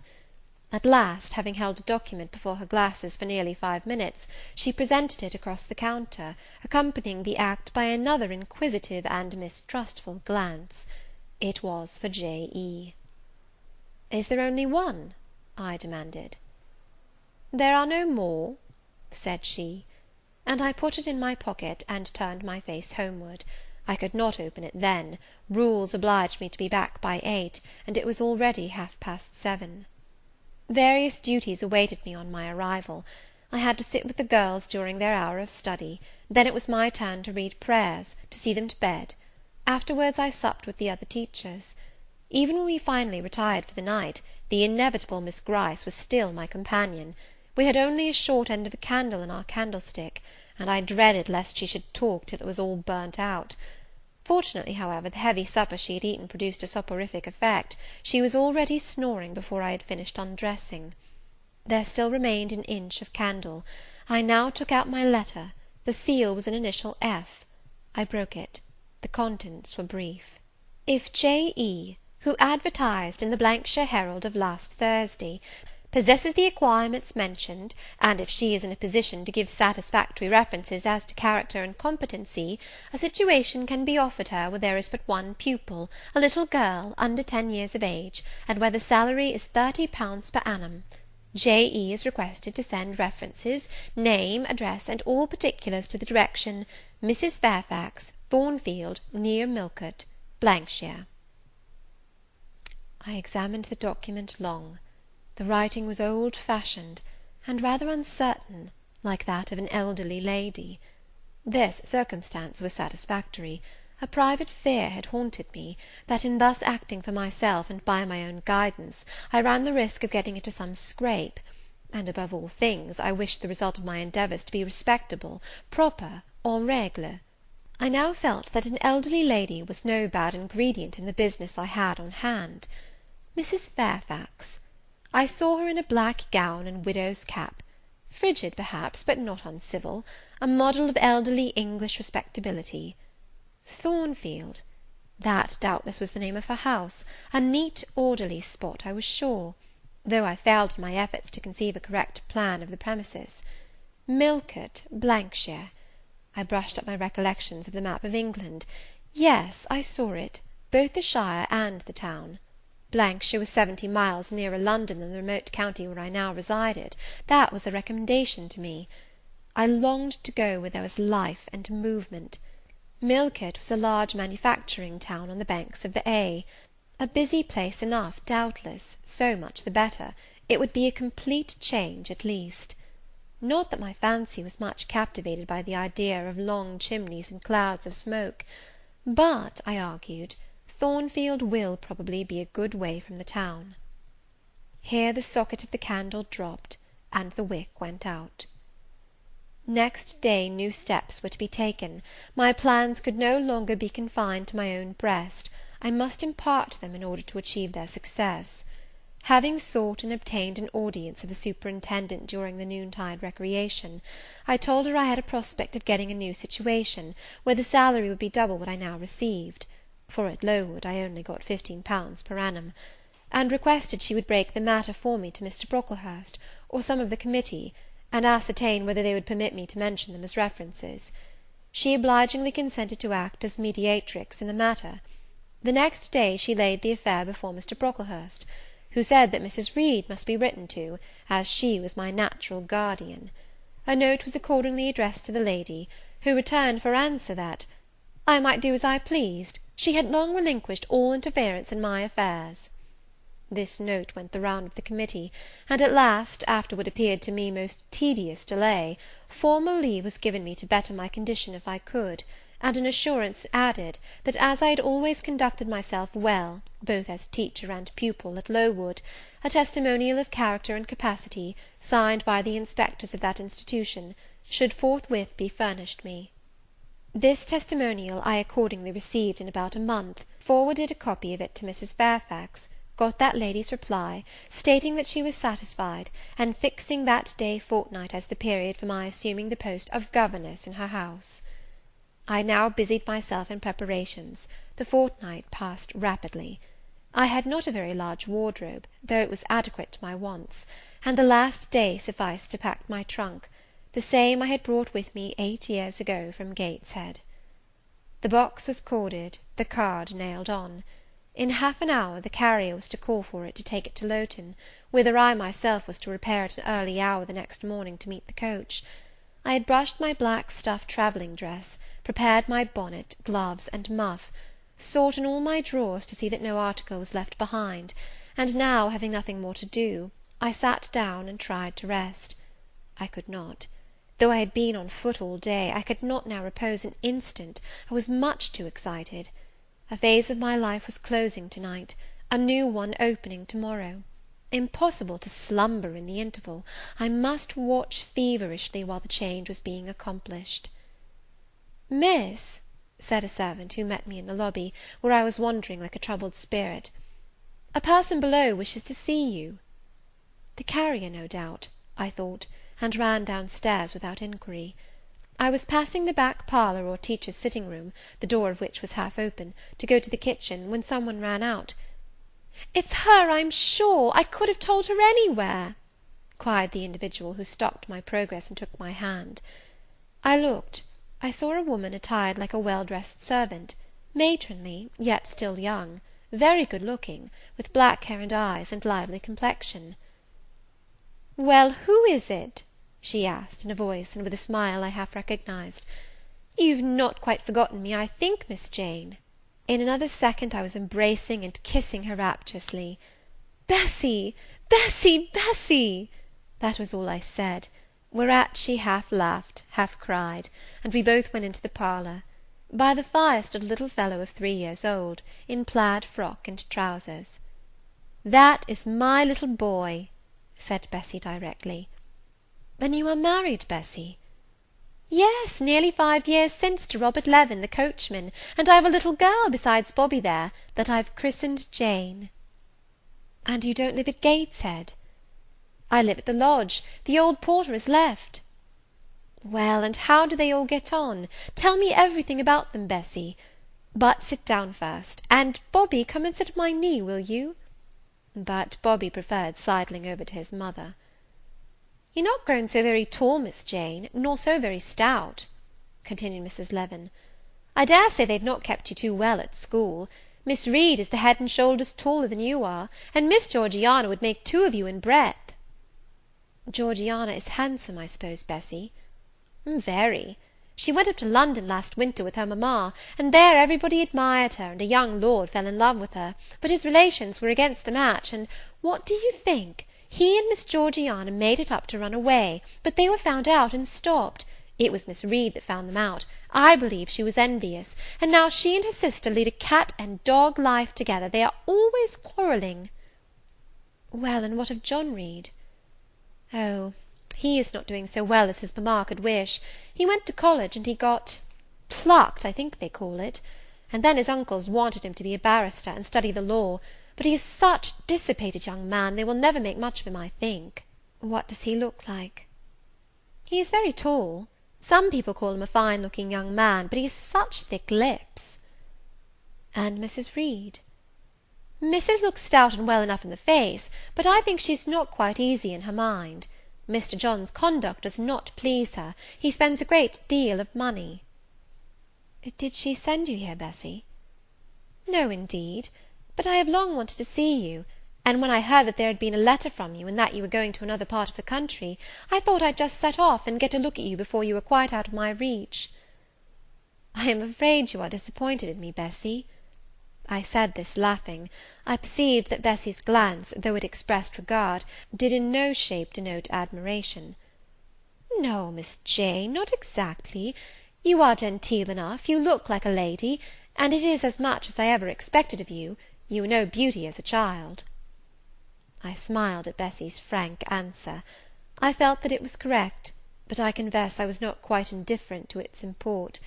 At 18 most people wish to please, and the conviction that they have not an exterior likely to second that desire brings anything but gratification.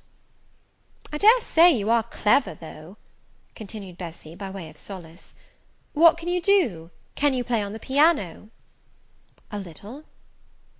There was one in the room. Bessy went and opened it, and then asked me to sit down and give her a tune. I played a waltz or two, and she was charmed. "The Miss Reeds could not play as well," said she exultingly. "I always said you would surpass them in learning. And can you draw?" "That is one of my paintings over the chimney-piece." It was a landscape in water-colours, of which I had made a present to the superintendent, in acknowledgment of her obliging mediation with the committee on my behalf, and which she had framed and glazed. "Well, that is beautiful, Miss Jane. It is as fine a picture as any Miss Reed's drawing master could paint, let alone the young ladies themselves, who could not come near it. And have you learnt French?" "Yes, Bessy, I can both read it and speak it." "And you can work on muslin and canvas?" "I can." "Oh, you are quite a lady, Miss Jane. I knew you would be. You will get on whether your relations notice you or not. There was something I wanted to ask you. Have you ever heard anything from your father's kinsfolk, the Eyres?" "Never in my life." "Well, you know Missus always said they were poor and quite despicable; and they may be poor, but I believe they are as much gentry as the Reeds are; for one day, nearly 7 years ago, a Mr. Eyre came to Gateshead and wanted to see you. Missus said you were at school 50 miles off. He seemed so much disappointed, for he could not stay. He was going on a voyage to a foreign country, and the ship was to sail from London in a day or two. He looked quite a gentleman, and I believe he was your father's brother." "What foreign country was he going to, Bessy?" "An island thousands of miles off, where they make wine. The butler did tell me." "Madeira?" I suggested. "Yes, that is it, the very word." "So he went?" "Yes, he did not stay many minutes in the house. Missus was very high with him. She called him afterwards a sneaking tradesman. My Robert believes he was a wine merchant." "Very likely," I returned; "or perhaps clerk or agent to a wine merchant." Bessy and I conversed about old times an hour longer, and then she was obliged to leave me. I saw her again for a few minutes the next morning at Lowton, while I was waiting for the coach. We parted finally at the door of the Brocklehurst Arms there. Each went her separate way. She set off for the brow of Lowood Fell to meet the conveyance which was to take her back to Gateshead. I mounted the vehicle which was to bear me to new duties and a new life in the unknown environs of Millcote. End of Chapter 10.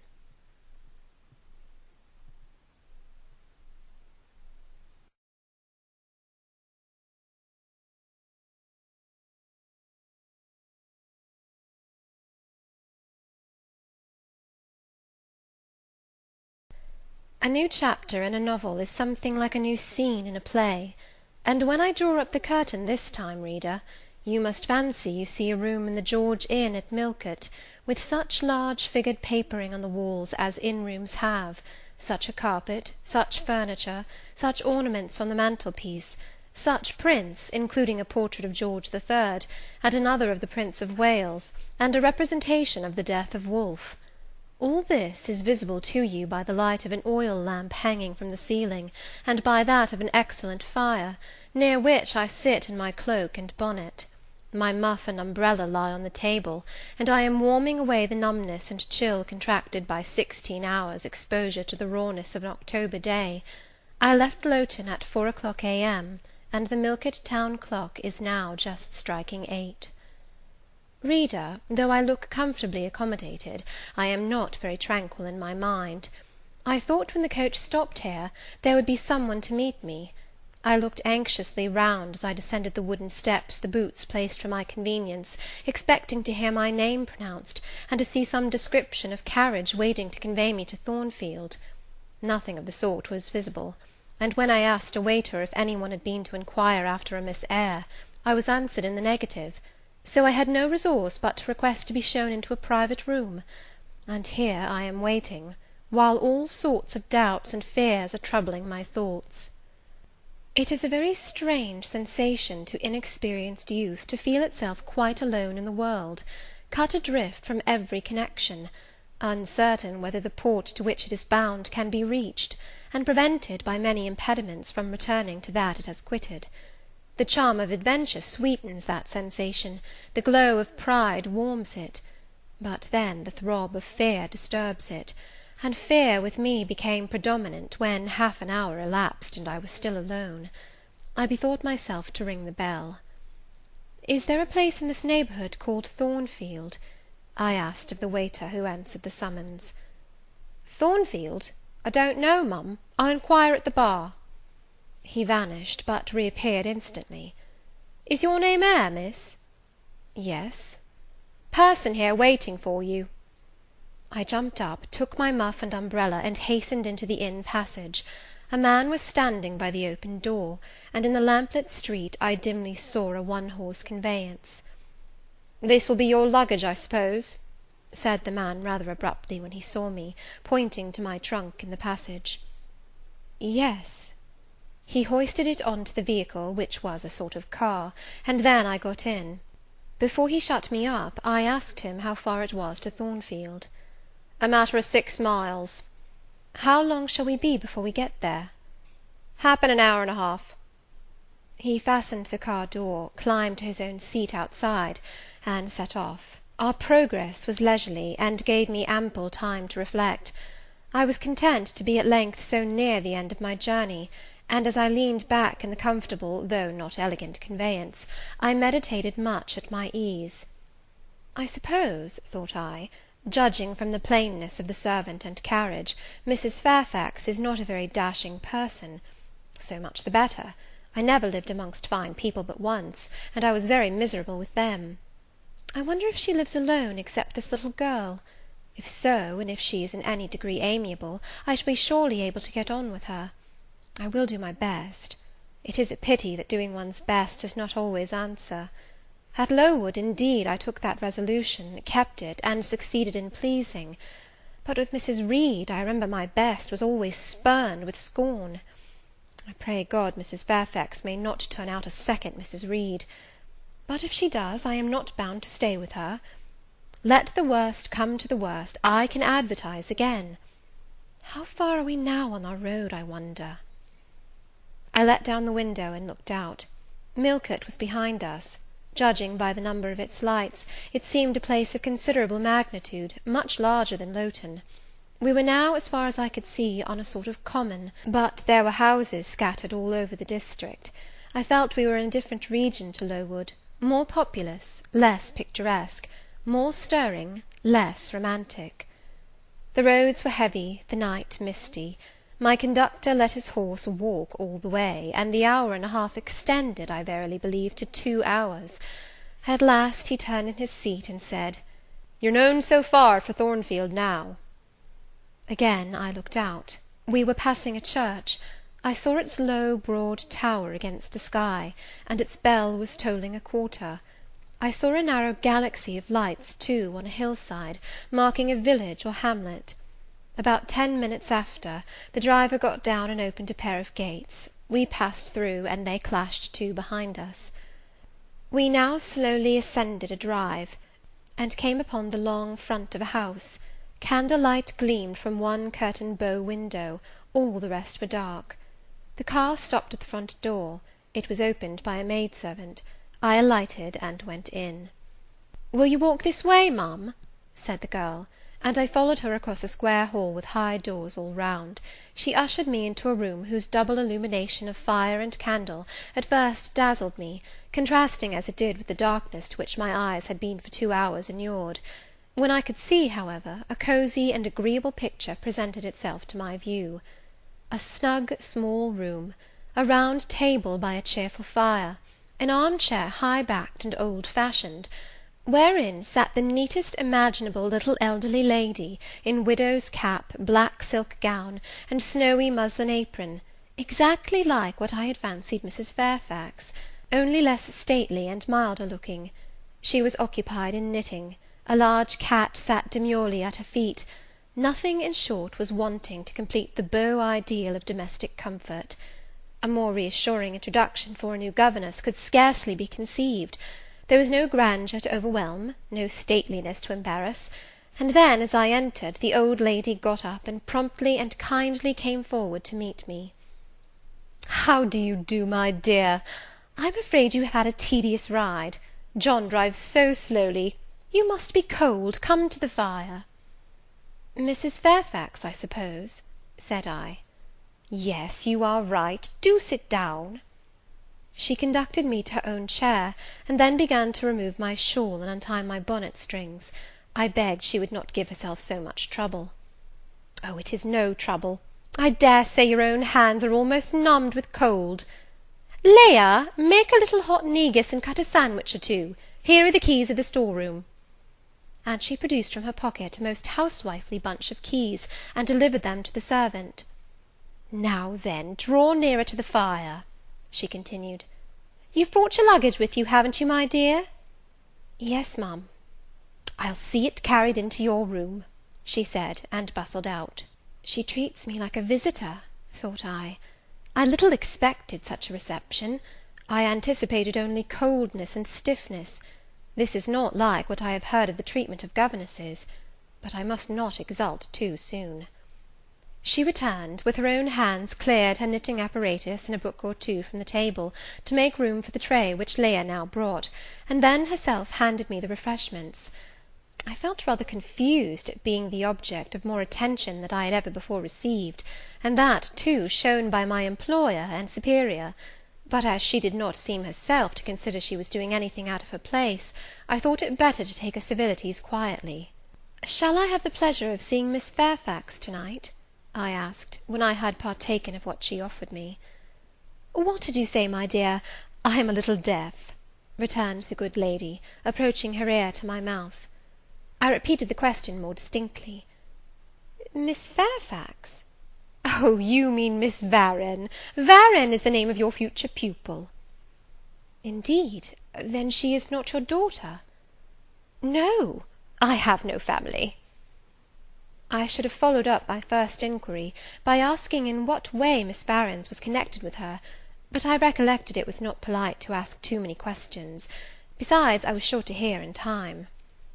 "I am so glad," she continued, as she sat down opposite to me, and took the cat on her knee, "I am so glad you are come. It will be quite pleasant living here now with a companion. To be sure it is pleasant at any time, for Thornfield is a fine old hall, rather neglected of late years, perhaps, but still it is a respectable place. Yet, you know, in winter time one feels dreary quite alone in the best quarters. I say alone. Leah is a nice girl, to be sure, and John and his wife are very decent people, but then you see they are only servants, and one can't converse with them on terms of equality. One must keep them at due distance, for fear of losing one's authority. I'm sure last winter, it was a very severe one, if you recollect, and when it did not snow, it rained and blew. Not a creature but the butcher and the postman came to the house from November till February, and I really got quite melancholy with sitting night after night alone. I had Leah in to read to me sometimes, but I don't think the poor girl liked the task much. She felt it confining. In spring and summer one got on better. Sunshine and long days make such a difference. And then, just at the commencement of this autumn, little Adela Varens came and her nurse. A child makes a house alive all at once, and now you are here I shall be quite gay." My heart really warmed to the worthy lady as I heard her talk, and I drew my chair a little nearer to her, and expressed my sincere wish that she might find my company as agreeable as she anticipated. "But I'll not keep you sitting up late to-night," said she. "It is on the stroke of 12 now, and you have been travelling all day. You must feel tired. If you have got your feet well warmed, I'll show you your bedroom. I've had the room next to mine prepared for you. It is only a small apartment, but I thought you would like it better than one of the large front chambers. To be sure, they have finer furniture, but they are so dreary and solitary, I never sleep in them myself." I thanked her for her considerate choice, and, as I really felt fatigued with my long journey, expressed my readiness to retire. She took her candle, and I followed her from the room. First she went to see if the hall door was fastened. Having taken the key from the lock, she led the way up-stairs. The steps and banisters were of oak, the staircase window was high and latticed. Both it and the long gallery into which the bedroom doors opened looked as if they belonged to a church rather than a house.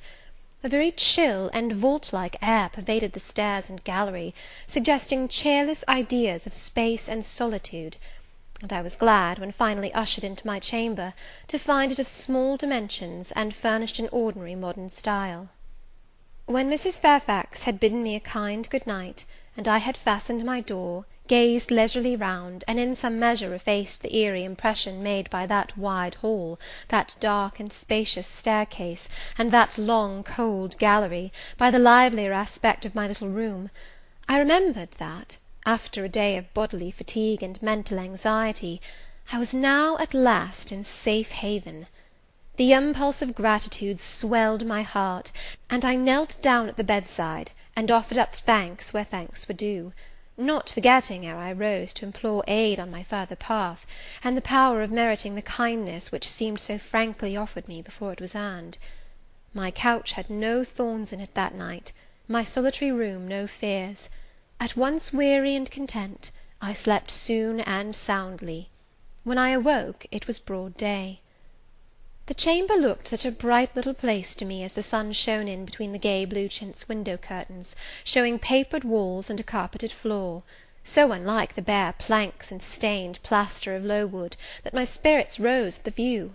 Externals have a great effect on the young. I thought that a fairer era of life was beginning for me, one that was to have its flowers and pleasures, as well as its thorns and toils. My faculties, roused by the change of scene, the new field offered to hope, seemed all astir. I cannot precisely define what they expected, but it was something pleasant, not perhaps that day or that month, but at an indefinite future period. I rose, I dressed myself with care, obliged to be plain, for I had no article of attire that was not made with extreme simplicity. I was still by nature solicitous to be neat. It was not my habit to be disregardful of appearance, or careless of the impression I made. On the contrary, I ever wished to look as well as I could, and to please as much as my want of beauty would permit. I sometimes regretted that I was not handsomer. I sometimes wished to have rosy cheeks, a straight nose, and a small cherry mouth. I desired to be tall, stately, and finely developed in figure. I felt it a misfortune that I was so little, so pale, and had features so irregular and so marked. And why had I these aspirations and these regrets? It would be difficult to say. I could not then distinctly say it to myself, yet I had a reason, and a logical, natural reason too.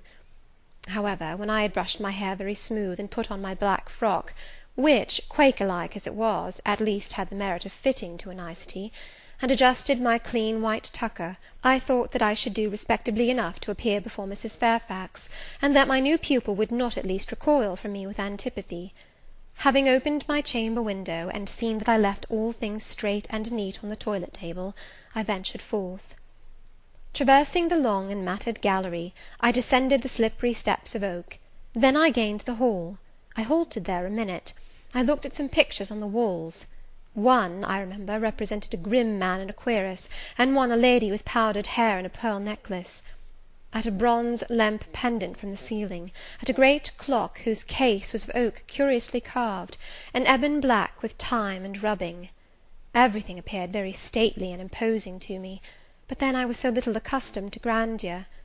The hall door, which was half of glass, stood open. I stepped over the threshold. It was a fine autumn morning. The early sun shone serenely on embrowned groves and still green fields. Advancing on to the lawn, I looked up and surveyed the front of the mansion. It was 3 stories high, of proportions not vast, though considerable, a gentleman's manor-house, not a nobleman's seat. Battlements round the top gave it a picturesque look. Its grey front stood out well from the background of a rookery, whose cawing tenants were now on the wing. They flew over the lawn and grounds to alight in a great meadow, from which these were separated by a sunk fence, and where an array of mighty old thorn-trees, strong, knotty, and broad as oaks, at once explained the etymology of the mansion's designation. Farther off were hills, not so lofty as those round Lowood, nor so craggy, nor so like barriers of separation from the living world, but yet quiet and lonely hills enough, and seeming to embrace Thornfield with a seclusion I had not expected to find existent so near the stirring locality of Millcote. A little hamlet, whose roofs were blent with trees, straggled up the side of one of these hills. The church of the district stood nearer Thornfield. Its old tower-top looked over a knoll between the house and gates.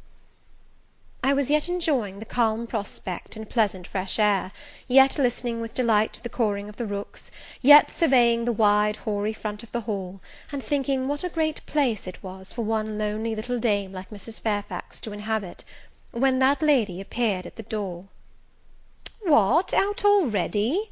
said she. "I see you are an early riser." I went up to her, and was received with an affable kiss and shake of the hand. "How do you like Thornfield?" she asked. I told her I liked it very much. "Yes," she said, "it is a pretty place, but I fear it will be getting out of order unless Mr. Rochester should take it into his head to come and reside here permanently, or at least visit it rather oftener. Great houses and fine grounds require the presence of the proprietor." "Mr. Rochester?" I exclaimed. "Who is he?" "The owner of Thornfield," she responded quietly. "Did you not know he was called Rochester?"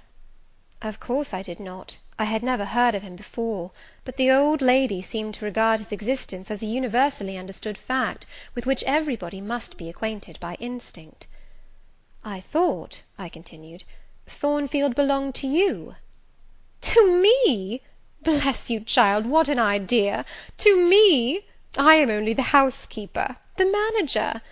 To be sure, I am distantly related to the Rochesters by the mother's side, or at least my husband was. He was a clergyman, incumbent of Hay, that little village yonder on the hill, and that church near the gates was his.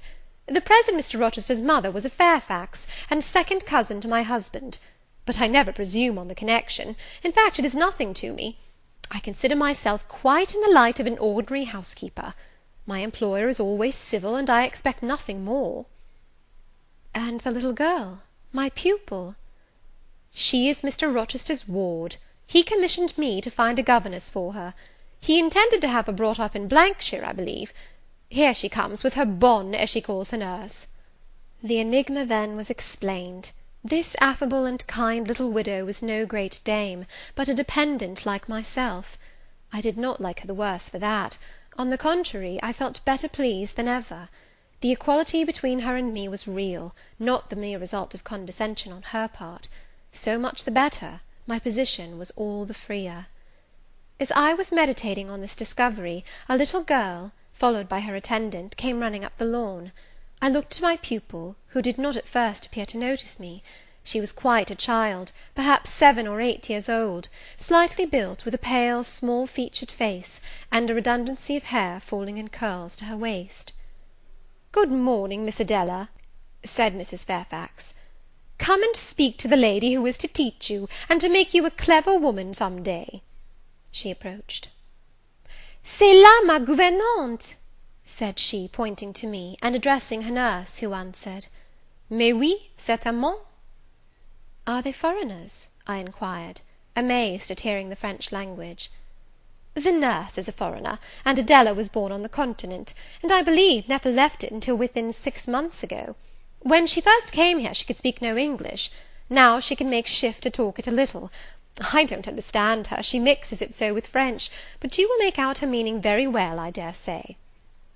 Fortunately, I had had the advantage of being taught French by a French lady, and as I had always made a point of conversing with Madame Pirot as often as I could, and had, besides, during the last 7 years, learnt a portion of French by heart daily, applying myself to take pains with my accent, and imitating as closely as possible the pronunciation of my teacher, I had acquired a certain degree of readiness and correctness in the language, and was not likely to be much at a loss with Mademoiselle Adela. She came and shook hands with me when she heard that I was her governess, and as I led her into breakfast, I addressed some phrases to her in her own tongue. She replied briefly at first, but after we were seated at the table, and she had examined me some 10 minutes with her large hazel eyes, she suddenly commenced chattering fluently. "Ah," cried she in French, "you speak my language as well as Mr. Rochester does. I can talk to you as I can to him, and so can Sophie. She will be glad. Nobody here understands her. Madame Fairfax is all English. Sophie is my nurse. She came with me over the sea in a great ship with a chimney that smoked. How it did smoke! And I was sick, and so was Sophie, and so was Mr. Rochester. Mr. Rochester lay down on a sofa in a pretty room called the salon, and Sophie and I had little beds in another place. I nearly fell out of mine, it was like a shelf, and Mademoiselle, what is your name?" "Eyre, Jane Eyre." "Eyre? Bah, I cannot say it. Well, our ship stopped in the morning, before it was quite daylight, at a great city, a huge city, with very dark houses, and all smoky, not at all like the pretty clean town I came from, and Mr. Rochester carried me in his arms over a plank to the land, and Sophie came after, and we all got into a coach, which took us to a beautiful large house, larger than this, and finer, called an hotel. We stayed there nearly a week. I and Sophie used to walk every day in a great green place full of trees, called the park, and there were many children there besides me, and a pond with beautiful birds in it that I fed with crumbs." "Can you understand her when she runs on so fast?" asked Mrs. Fairfax. I understood her very well, for I had been accustomed to the fluent tongue of Madame Pirot. "I wish," continued the good lady, "you would ask her a question or two about her parents. I wonder if she remembers them." "Adele," I inquired, "with whom did you live when you were in that pretty clean town you spoke of?" "I lived long ago with mamma, but she is gone to the Holy Virgin. Mamma used to teach me to dance and sing and to say verses. A great many gentlemen and ladies came to see mamma, and I used to dance before them, or to sit on their knees and sing to them. I liked it. Shall I let you hear me sing now?" She had finished her breakfast, so I permitted her to give a specimen of her accomplishments.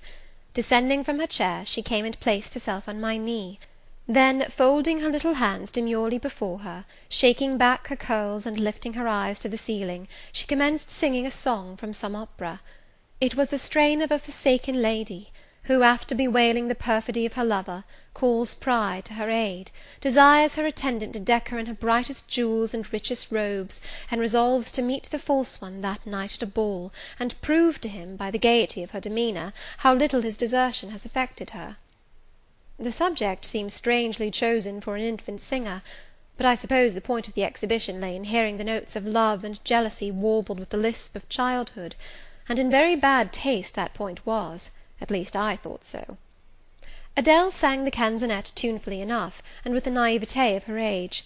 This achieved, she jumped from my knee, and said, "Now, mademoiselle, I will repeat you some poetry." Assuming an attitude, she began La Ligue des Rats, Fable de La Fontaine. She then declaimed the little piece with an attention to punctuation and emphasis, a flexibility of voice, and an appropriateness of gesture, very unusual indeed at her age, and which proved she had been very carefully trained. "Was it your mamma who taught you that piece?" I asked. "Yes, and she just used to say it in this way: Qu'avez-vous donc? Lui dit un de ses rats, parlez!" She made me lift my hand so, to remind me to raise my voice at the question. Now shall I dance for you?" "No, that will do. But after your mamma went to the Holy Virgin, as you say, with whom did you live then?" "With Madame Frederic and her husband. She took care of me, but she is nothing related to me. I think she is poor, for she had not so fine a house as mamma. I was not long there. Mr. Rochester asked me if I would like to go and live with him in England, and I said yes, for I knew Mr. Rochester before I knew Madame Frederic, and he was always kind to me, and gave me pretty dresses and toys. But you see, he has not kept his word, for he has brought me to England, and now he is gone back again himself, and I never see him." After breakfast, Adele and I withdrew to the library, which room, it appears, Mr. Rochester had directed should be used as the schoolroom. Most of the books were locked up behind glass doors, but there was one bookcase left open, containing everything that could be needed in the way of elementary works, and several volumes of light literature, poetry, biography, travels, a few romances, etc. I suppose he had considered that these were all the governess would require for her private perusal, and indeed they contented me amply for the present. Compared with the scanty pickings I had now and then been able to glean at Lowood, they seemed to offer an abundant harvest of entertainment and information. In this room, too, there was a cabinet piano, quite new and of superior tone, also an easel for painting, and a pair of globes. I found my pupil sufficiently docile, though disinclined to apply. She had not been used to regular occupation of any kind. I felt it would be injudicious to confine her too much at first; so, when I had talked to her a great deal, and got her to learn a little, and when the morning had advanced to noon, I allowed her to return to her nurse. I then proposed to occupy myself till dinner time in drawing some little sketches for her use. As I was going upstairs to fetch my portfolio and pencils, Mrs. Fairfax called to me. "Your morning school hours are over now, I suppose?" said she. She was in a room the folding doors of which stood open. I went in when she addressed me. It was a large stately apartment, with purple chairs and curtains, a Turkey carpet, walnut-panelled walls, one vast window rich in slanted glass, and a lofty ceiling nobly moulded. Mrs. Fairfax was dusting some vases of fine purple spar, which stood on a sideboard. "What a beautiful room!" I exclaimed, as I looked round, for I had never seen before any half so imposing. "Yes, this is the dining-room. I have just opened the window to let in a little air and sunshine, for everything gets so damp in apartments that are seldom inhabited. The drawing-room yonder feels like a vault." She pointed to a wide arch corresponding to the window, and hung like it with Tyrian-dyed curtain, now looped up. Mounting to it by two broad steps, and looking through, I thought I caught a glimpse of a fairy place, so bright to my novice eyes appeared the view beyond.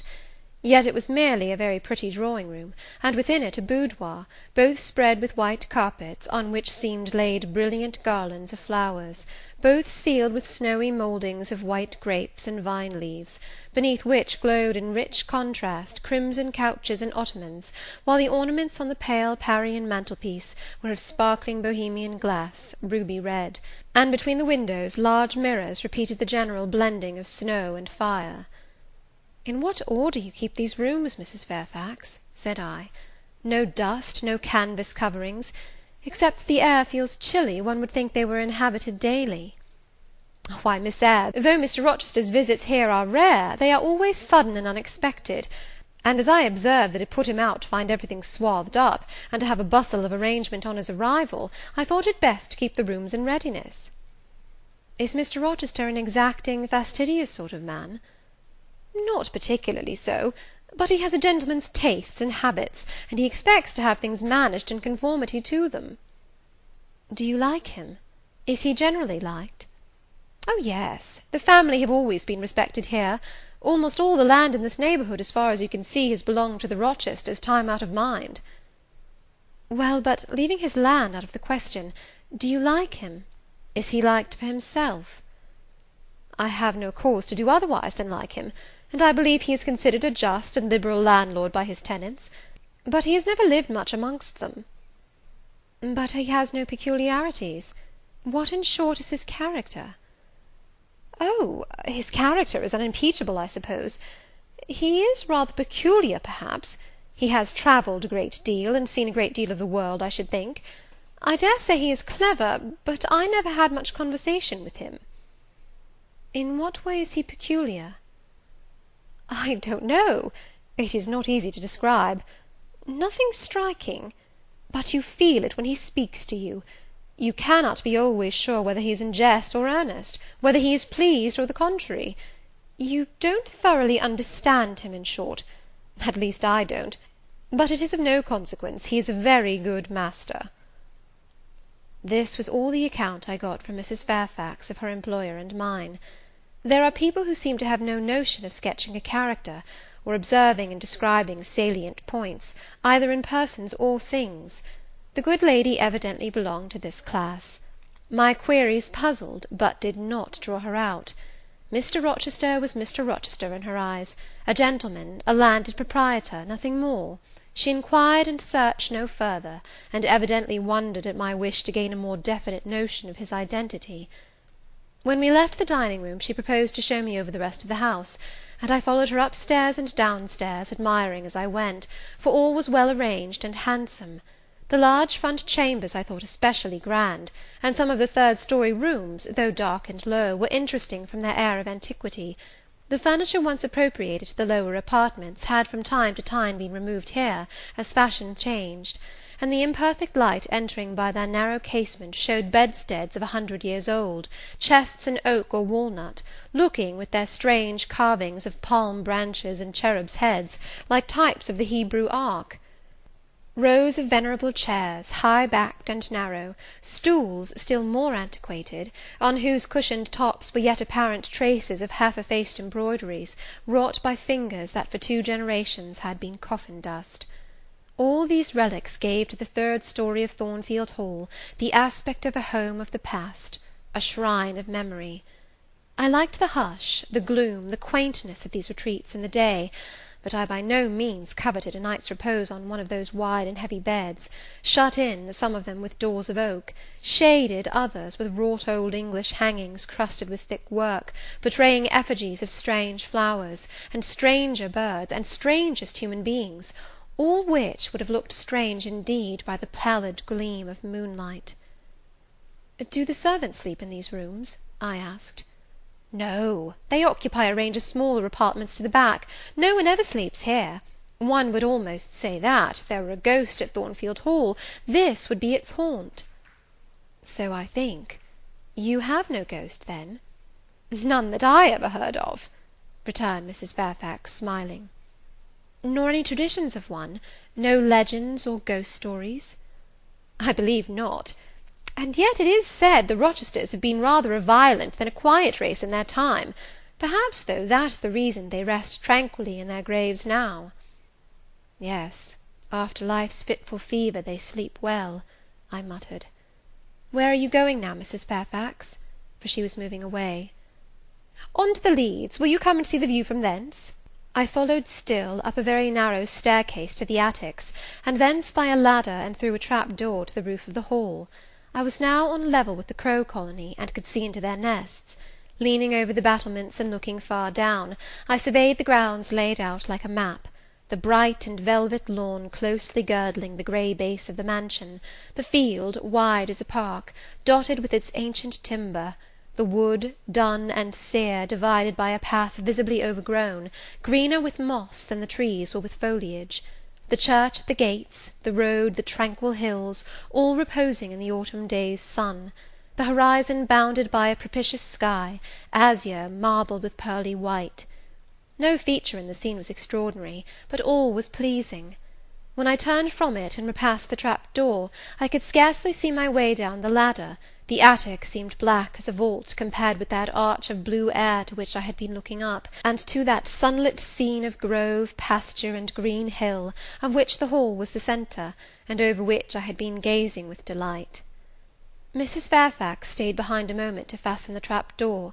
I, by drift of groping, found the outlet from the attic, and proceeded to descend the narrow garret staircase.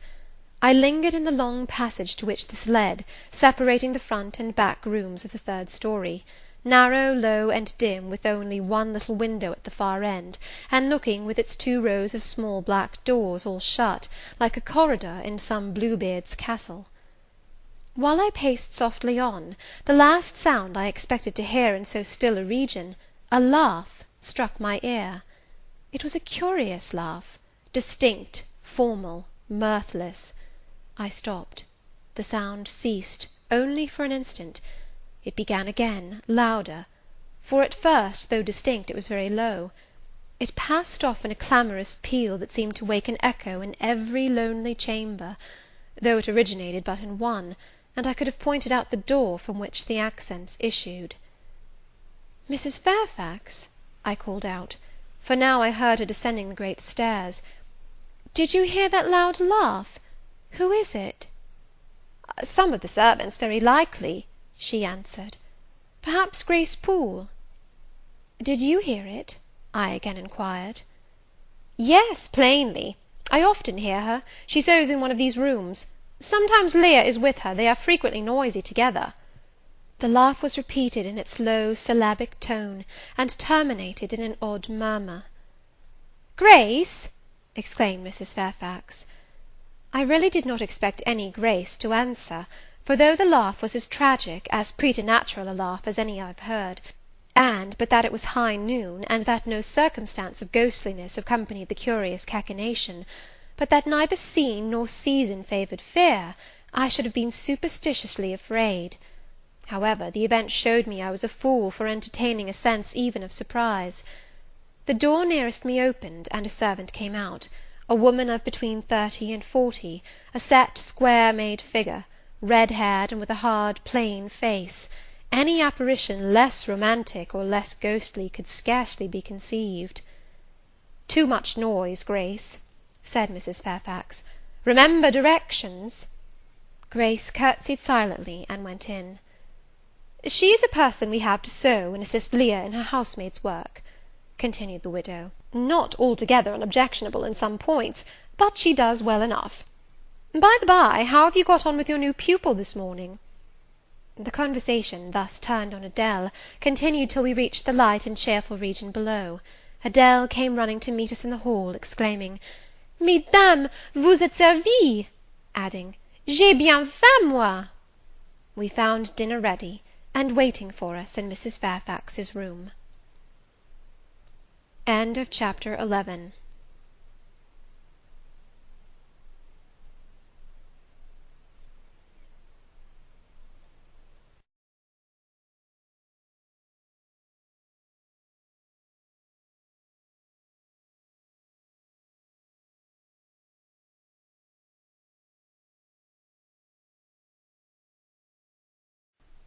The promise of a smooth career, which my first calm introduction to Thornfield Hall seemed to pledge, was not belied on a longer acquaintance with the place and its inmates.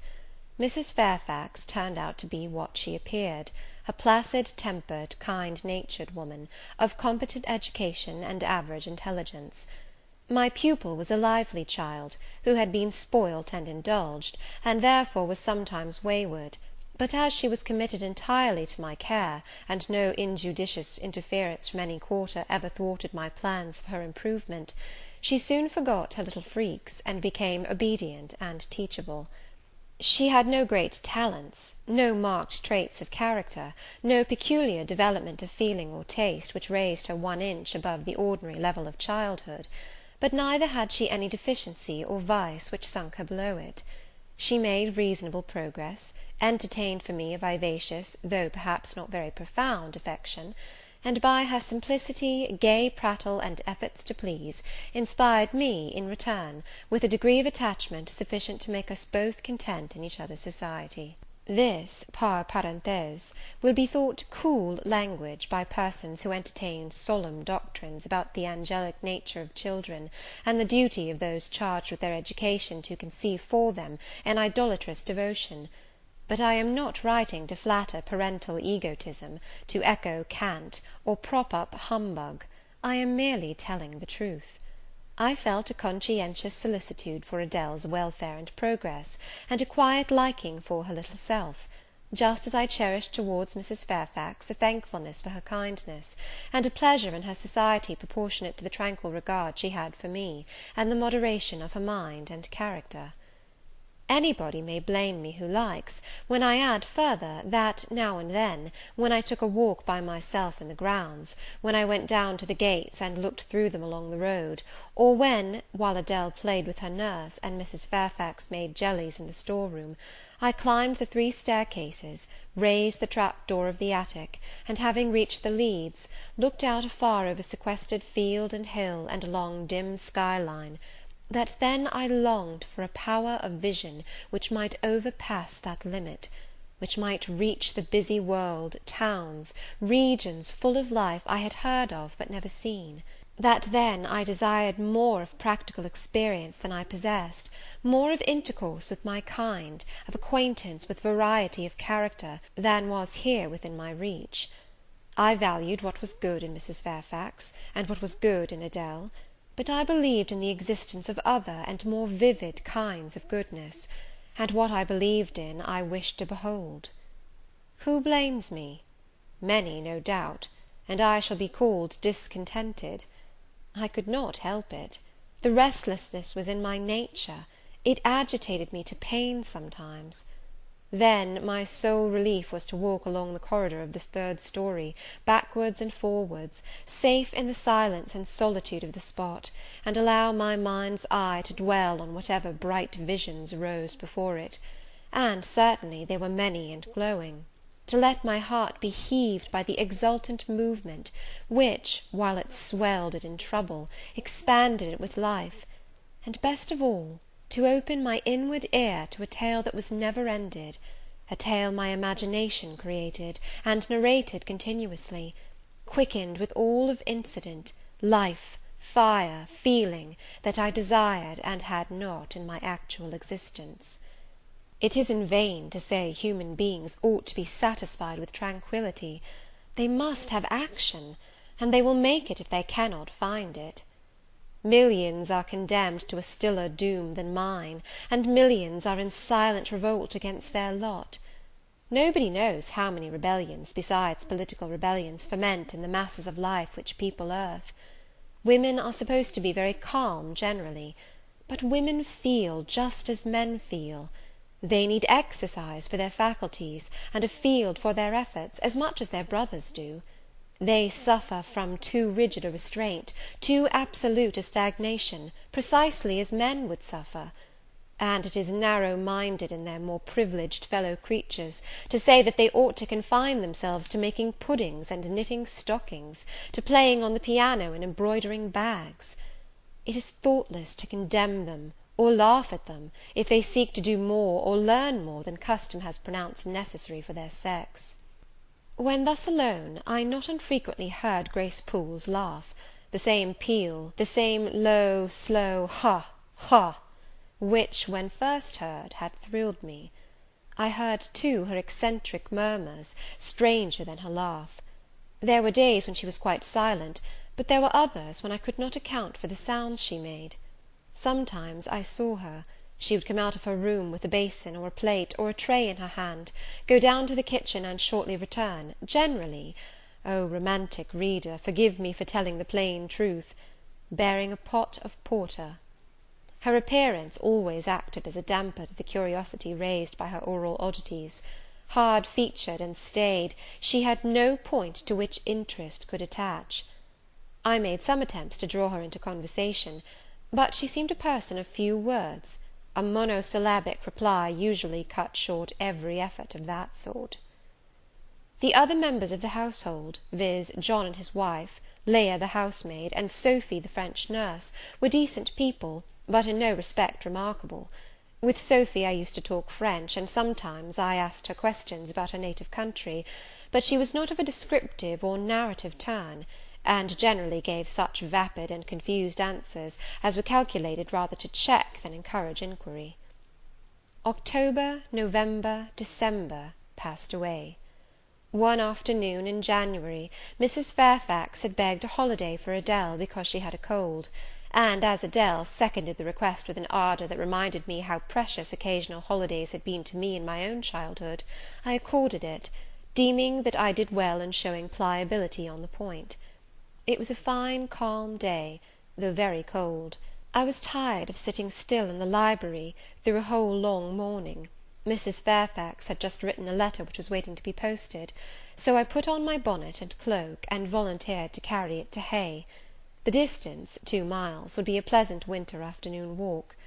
Having seen Adele comfortably seated in her little chair by Mrs. Fairfax's parlour fireside, and given her best wax doll, which I usually kept enveloped in a silver paper in a drawer, to play with, and a story book for change of amusement, and having replied to her, "Revenez bientôt, mon bon ami, ma chère Mademoiselle Jeannette," with a kiss, I set out. The ground was hard, the air was still, my road was lonely. I walked fast till I got warm, and then I walked slowly to enjoy and analyze the species of pleasure brooding for me in the hour and situation. It was 3 o'clock. The church bell tolled as I passed under the belfry. The charm of the hour lay in its approaching dimness, in the low gliding and pale beaming sun. I was a mile from Thornfield, in a lane noted for wild roses in summer, for nuts and blackberries in autumn, and even now possessing a few coral treasures and hips and haws, but whose best winter delight lay in its utter solitude and leafless repose. If a breath of air stirred, it made no sound here, for there was not a holly, not an evergreen to rustle, and the stripped hawthorn and hazel bushes were as still as the white, worn stones which causewayed the middle of the path. Far and wide, on each side, there were only fields, where no cattle now browsed, and the little brown birds, which stirred occasionally in the hedge, looked like single russet leaves that had forgotten to drop. This lane inclined uphill all the way to Hay. Having reached the middle, I sat down on a stile which led thence into a field. Gathering my mantle about me, and sheltering my hands in my muff, I did not feel the cold, though it froze keenly, as was attested by a sheet of ice covering the causeway, where a little brooklet, now congealed, had overflowed after a rapid thaw some days since. From my seat I could look down on Thornfield. The grey and battlemented hall was the principal object in the vale below me, its woods and dark rookery rose against the west. I lingered till the sun went down amongst the trees, and sank crimson and clear behind them. I then turned eastward.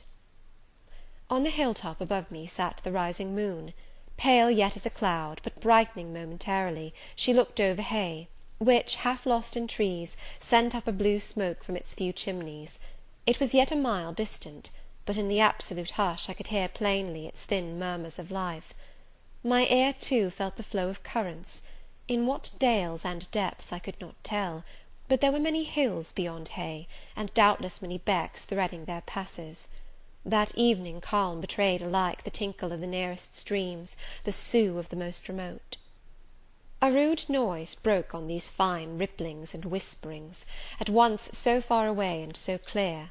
A positive tramp, tramp, a metallic clatter, which effaced the soft wave wanderings, as, in a picture, the solid mass of a crag, or the rough boles of a great oak, drawn in dark and strong on the foreground, efface the aerial distance of azure hill, sunny horizon, and blended clouds, where tint melts into tint. The din was on the causeway. A horse was coming. The windings of the lane yet hid it, but it approached. I was just leaving the stile, yet, as the path was narrow, I sat still to let it go by. In those days I was young, and all sorts of fancies, bright and dark, tenanted my mind. The memories of nursery stories were there amongst other rubbish, and when they recurred, maturing youth added to them a vigour and vividness beyond what childhood could give. As this horse approached, and as I watched for it to appear through the dusk, I remembered certain of Bessy's tales, wherein figured a north of England spirit called a gytrash, which, in the form of a horse, mule, or large dog, haunted solitary ways, and sometimes came upon belated travellers, as this horse was now coming upon me. It was very near, but not yet in sight, when, in addition to the tramp, tramp, I heard a rush under the hedge, and close down by the hazel stems glided a great dog, whose black and white colour made him a distinct object against the trees. It was exactly one form of Bessy's gytrash, a lion-like creature, with long hair and a huge head. It passed me, however, quietly enough, not staying to look up, with strange pretercanine eyes, in my face, as I half expected it would. The The horse followed, a tall steed, and on its back a rider. The man, the human being, broke the spell at once. Nothing ever rode the Gytrash; it was always alone; and goblins, to my notions, though they might tenant the dumb carcasses of beasts, could scarce covet shelter in the commonplace human form. No Gytrash was this, only a traveller taking the short cut to Millcote. He passed, and I went on. A few steps, and I turned. A sliding sound, and an exclamation of "What the deuce is to do now?" and a clattering tumble arrested my attention. Man and horse were down; they had slipped on the sheet of ice which glazed the causeway. The dog came bounding back, and seeing his master in a predicament, and hearing the horse groan, barked till the evening hills echoed the sound, which was deep in proportion to his magnitude. He snuffed round the prostrate group, and then he ran up to me. It was all he could do; there was no other help at hand to summon. I obeyed him, and walked down to the traveller, by this time struggling himself free of his steed. His efforts were so vigorous, I thought he could not be much hurt, but I asked him the question, "Are you injured, Sir?" I think he was swearing, but I am not certain. However, he was pronouncing some formula which prevented him from replying to me directly. "Can I do anything?" I asked again. "You must just stand on one side," he answered as he rose, first to his knees, and then to his feet. I did, whereupon began a heaving, stamping, clattering process, accompanied by a barking and baying which removed me effectually some yards distance; but I would not be driven quite away till I saw the event. This was finally fortunate; the horse was re-established, and the dog was silenced with a "Down, Pilot!"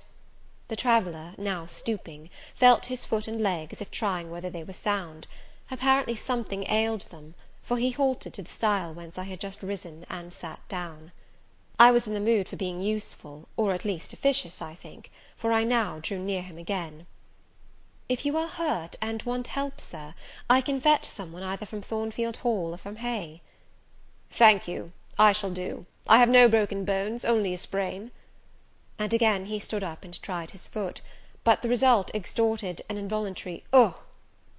Something of daylight still lingered, and the moon was waxing bright. I could see him plainly. His figure was enveloped in a riding cloak, fur-collared and steel-clasped. Its details were not apparent, but I traced the general points of middle height and considerable breadth of chest. He had a dark face, with stern features and a heavy brow.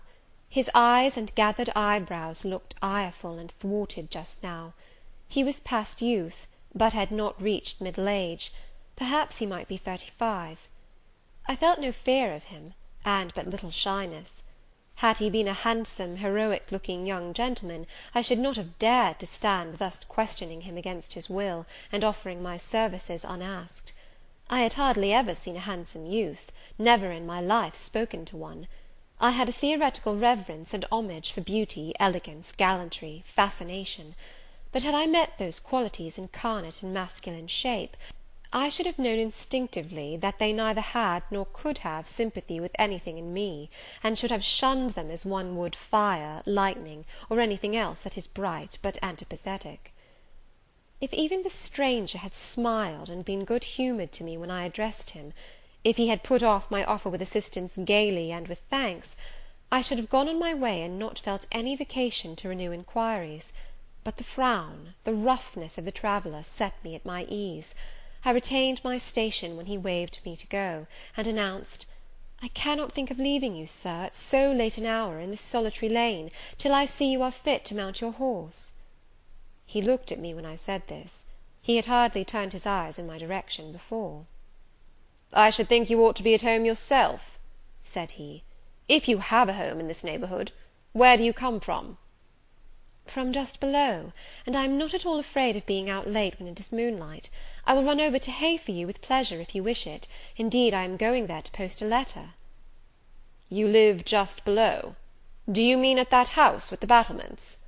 pointing to Thornfield Hall, on which the moon cast a hoary gleam, bringing it out distinct and pale from the woods, that, by contrast with the western sky, now seemed one mass of shadow. "Yes, Sir." "Whose house is it?" "Mr. Rochester's." "Do you know Mr. Rochester?" "No, I have never seen him." "He is not resident, then?" No. Can you tell me where he is? I cannot. You are not a servant at the Hall, of course. You are He stopped, ran his eye over my dress, which, as usual, was quite simple, a black merino cloak, a black beaver bonnet, neither of them half fine enough for a lady's maid. He seemed puzzled to decide what I was. I helped him. I am the governess. Ah, the governess, he repeated.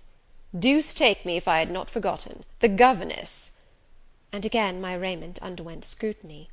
In 2 minutes he rose from the stile. His face expressed pain when he tried to move.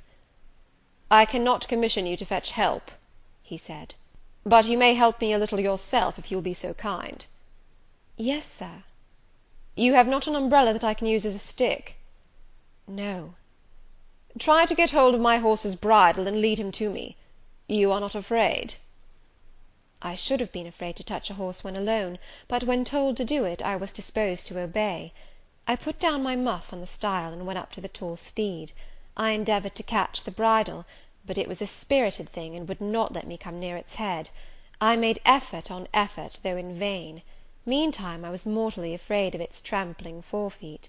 The traveller waited and watched for some time, and at last he laughed. I see, he said. The mountain will never be brought to Mahomet, so all you can do is to aid Mahomet to go to the mountain. I must beg of you to come here. I came. Excuse me, he continued. Necessity compels me to make you useful. He laid a heavy hand on my shoulder, and leaning on me with some stress, limped to his horse. Having once caught the bridle, he mastered it directly, and sprang to his saddle, grimacing grimly as he made the effort, for it wrenched his sprain. Now, said he, releasing his under lip from a hard bite, just hand me my whip. It lies there under the hedge. I sought it, and found it. Thank you. Now make haste with a letter to Hay, and return as fast as you can. A touch of a spurred heel made his horse first start and rear, and then bound away. The dog rushed in his traces. All three vanished. Like heath that in the wilderness the wild wind whirls away. I took up my muff and walked on. The incident had occurred and was gone for me. It was an incident of no moment, no romance, no interest in a sense, yet it marked with change one single hour of a monotonous life. My help had been needed and claimed. I had given it. I was pleased to have done something. Trivial, transitory though the deed was, it was yet an active thing, and I was weary of an existence all passive. The new face, too, was like a new picture introduced to the gallery of memory, and it was dissimilar to all the others hanging there, firstly, because it was masculine, and secondly, because it was dark, strong, and stern. I had it still before me when I entered Hay, and slipped the letter into the post-office. I saw it as I walked fast down-hill all the way home. When I came to the stile, I stopped a minute, looked round, and listened, with an idea that a horse's hoofs might ring on the causeway again, and that a rider in a cloak, and a Gytrash like Newfoundland dog might be again apparent. I saw only the hedge and a pollard willow before me, rising up still and straight to meet the moonbeams. I heard only the faintest waft of wind roaming fitful among the trees round Thornfield, a mile distant; and when I glanced down in the direction of the murmur, my eye, traversing the hall front, caught a light kindling in a window. It reminded me that I was late, and I hurried on. I did not like re-entering Thornfield. To pass its threshold was to return to stagnation. To cross the silent hall, to ascend the darksome staircase, to seek my own lonely little room, and then to meet tranquil Mrs. Fairfax, and spend the long winter evening with her, and her only, was to quell wholly the faint excitement awakened by my walk; to slip again over my faculties the viewless fetters of a uniform and too still existence, of an existence whose very privileges of security and ease I was becoming incapable of appreciating. What good it would have done me at that time to have been tossed in the storms of an uncertain, struggling life, and to have been taught by rough and bitter experience to long for the calm amidst which I now repined. Yes, just as much good as it would do a man tired of sitting still in a too easy chair to take a long walk, and just as natural was the wish to stir, under my circumstances, as it would be under his.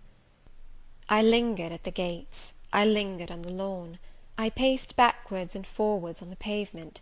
The shutters of the glass door were closed, I could not see into the interior, and both my eyes and spirit seemed drawn from the gloomy house, from the grey hollow filled with rayless cells, as it appeared to me, to that sky expanded before me, a blue sea absolved from taint of cloud, the moon ascending it in solemn march, her orb seeming to look up as she left the hill-tops, from behind which she had come, far and farther below her, and aspired to the zenith, midnight dark in its fathomless depth and measureless distance; and for those trembling stars that followed her course, they made my heart tremble, my veins glow when I viewed them.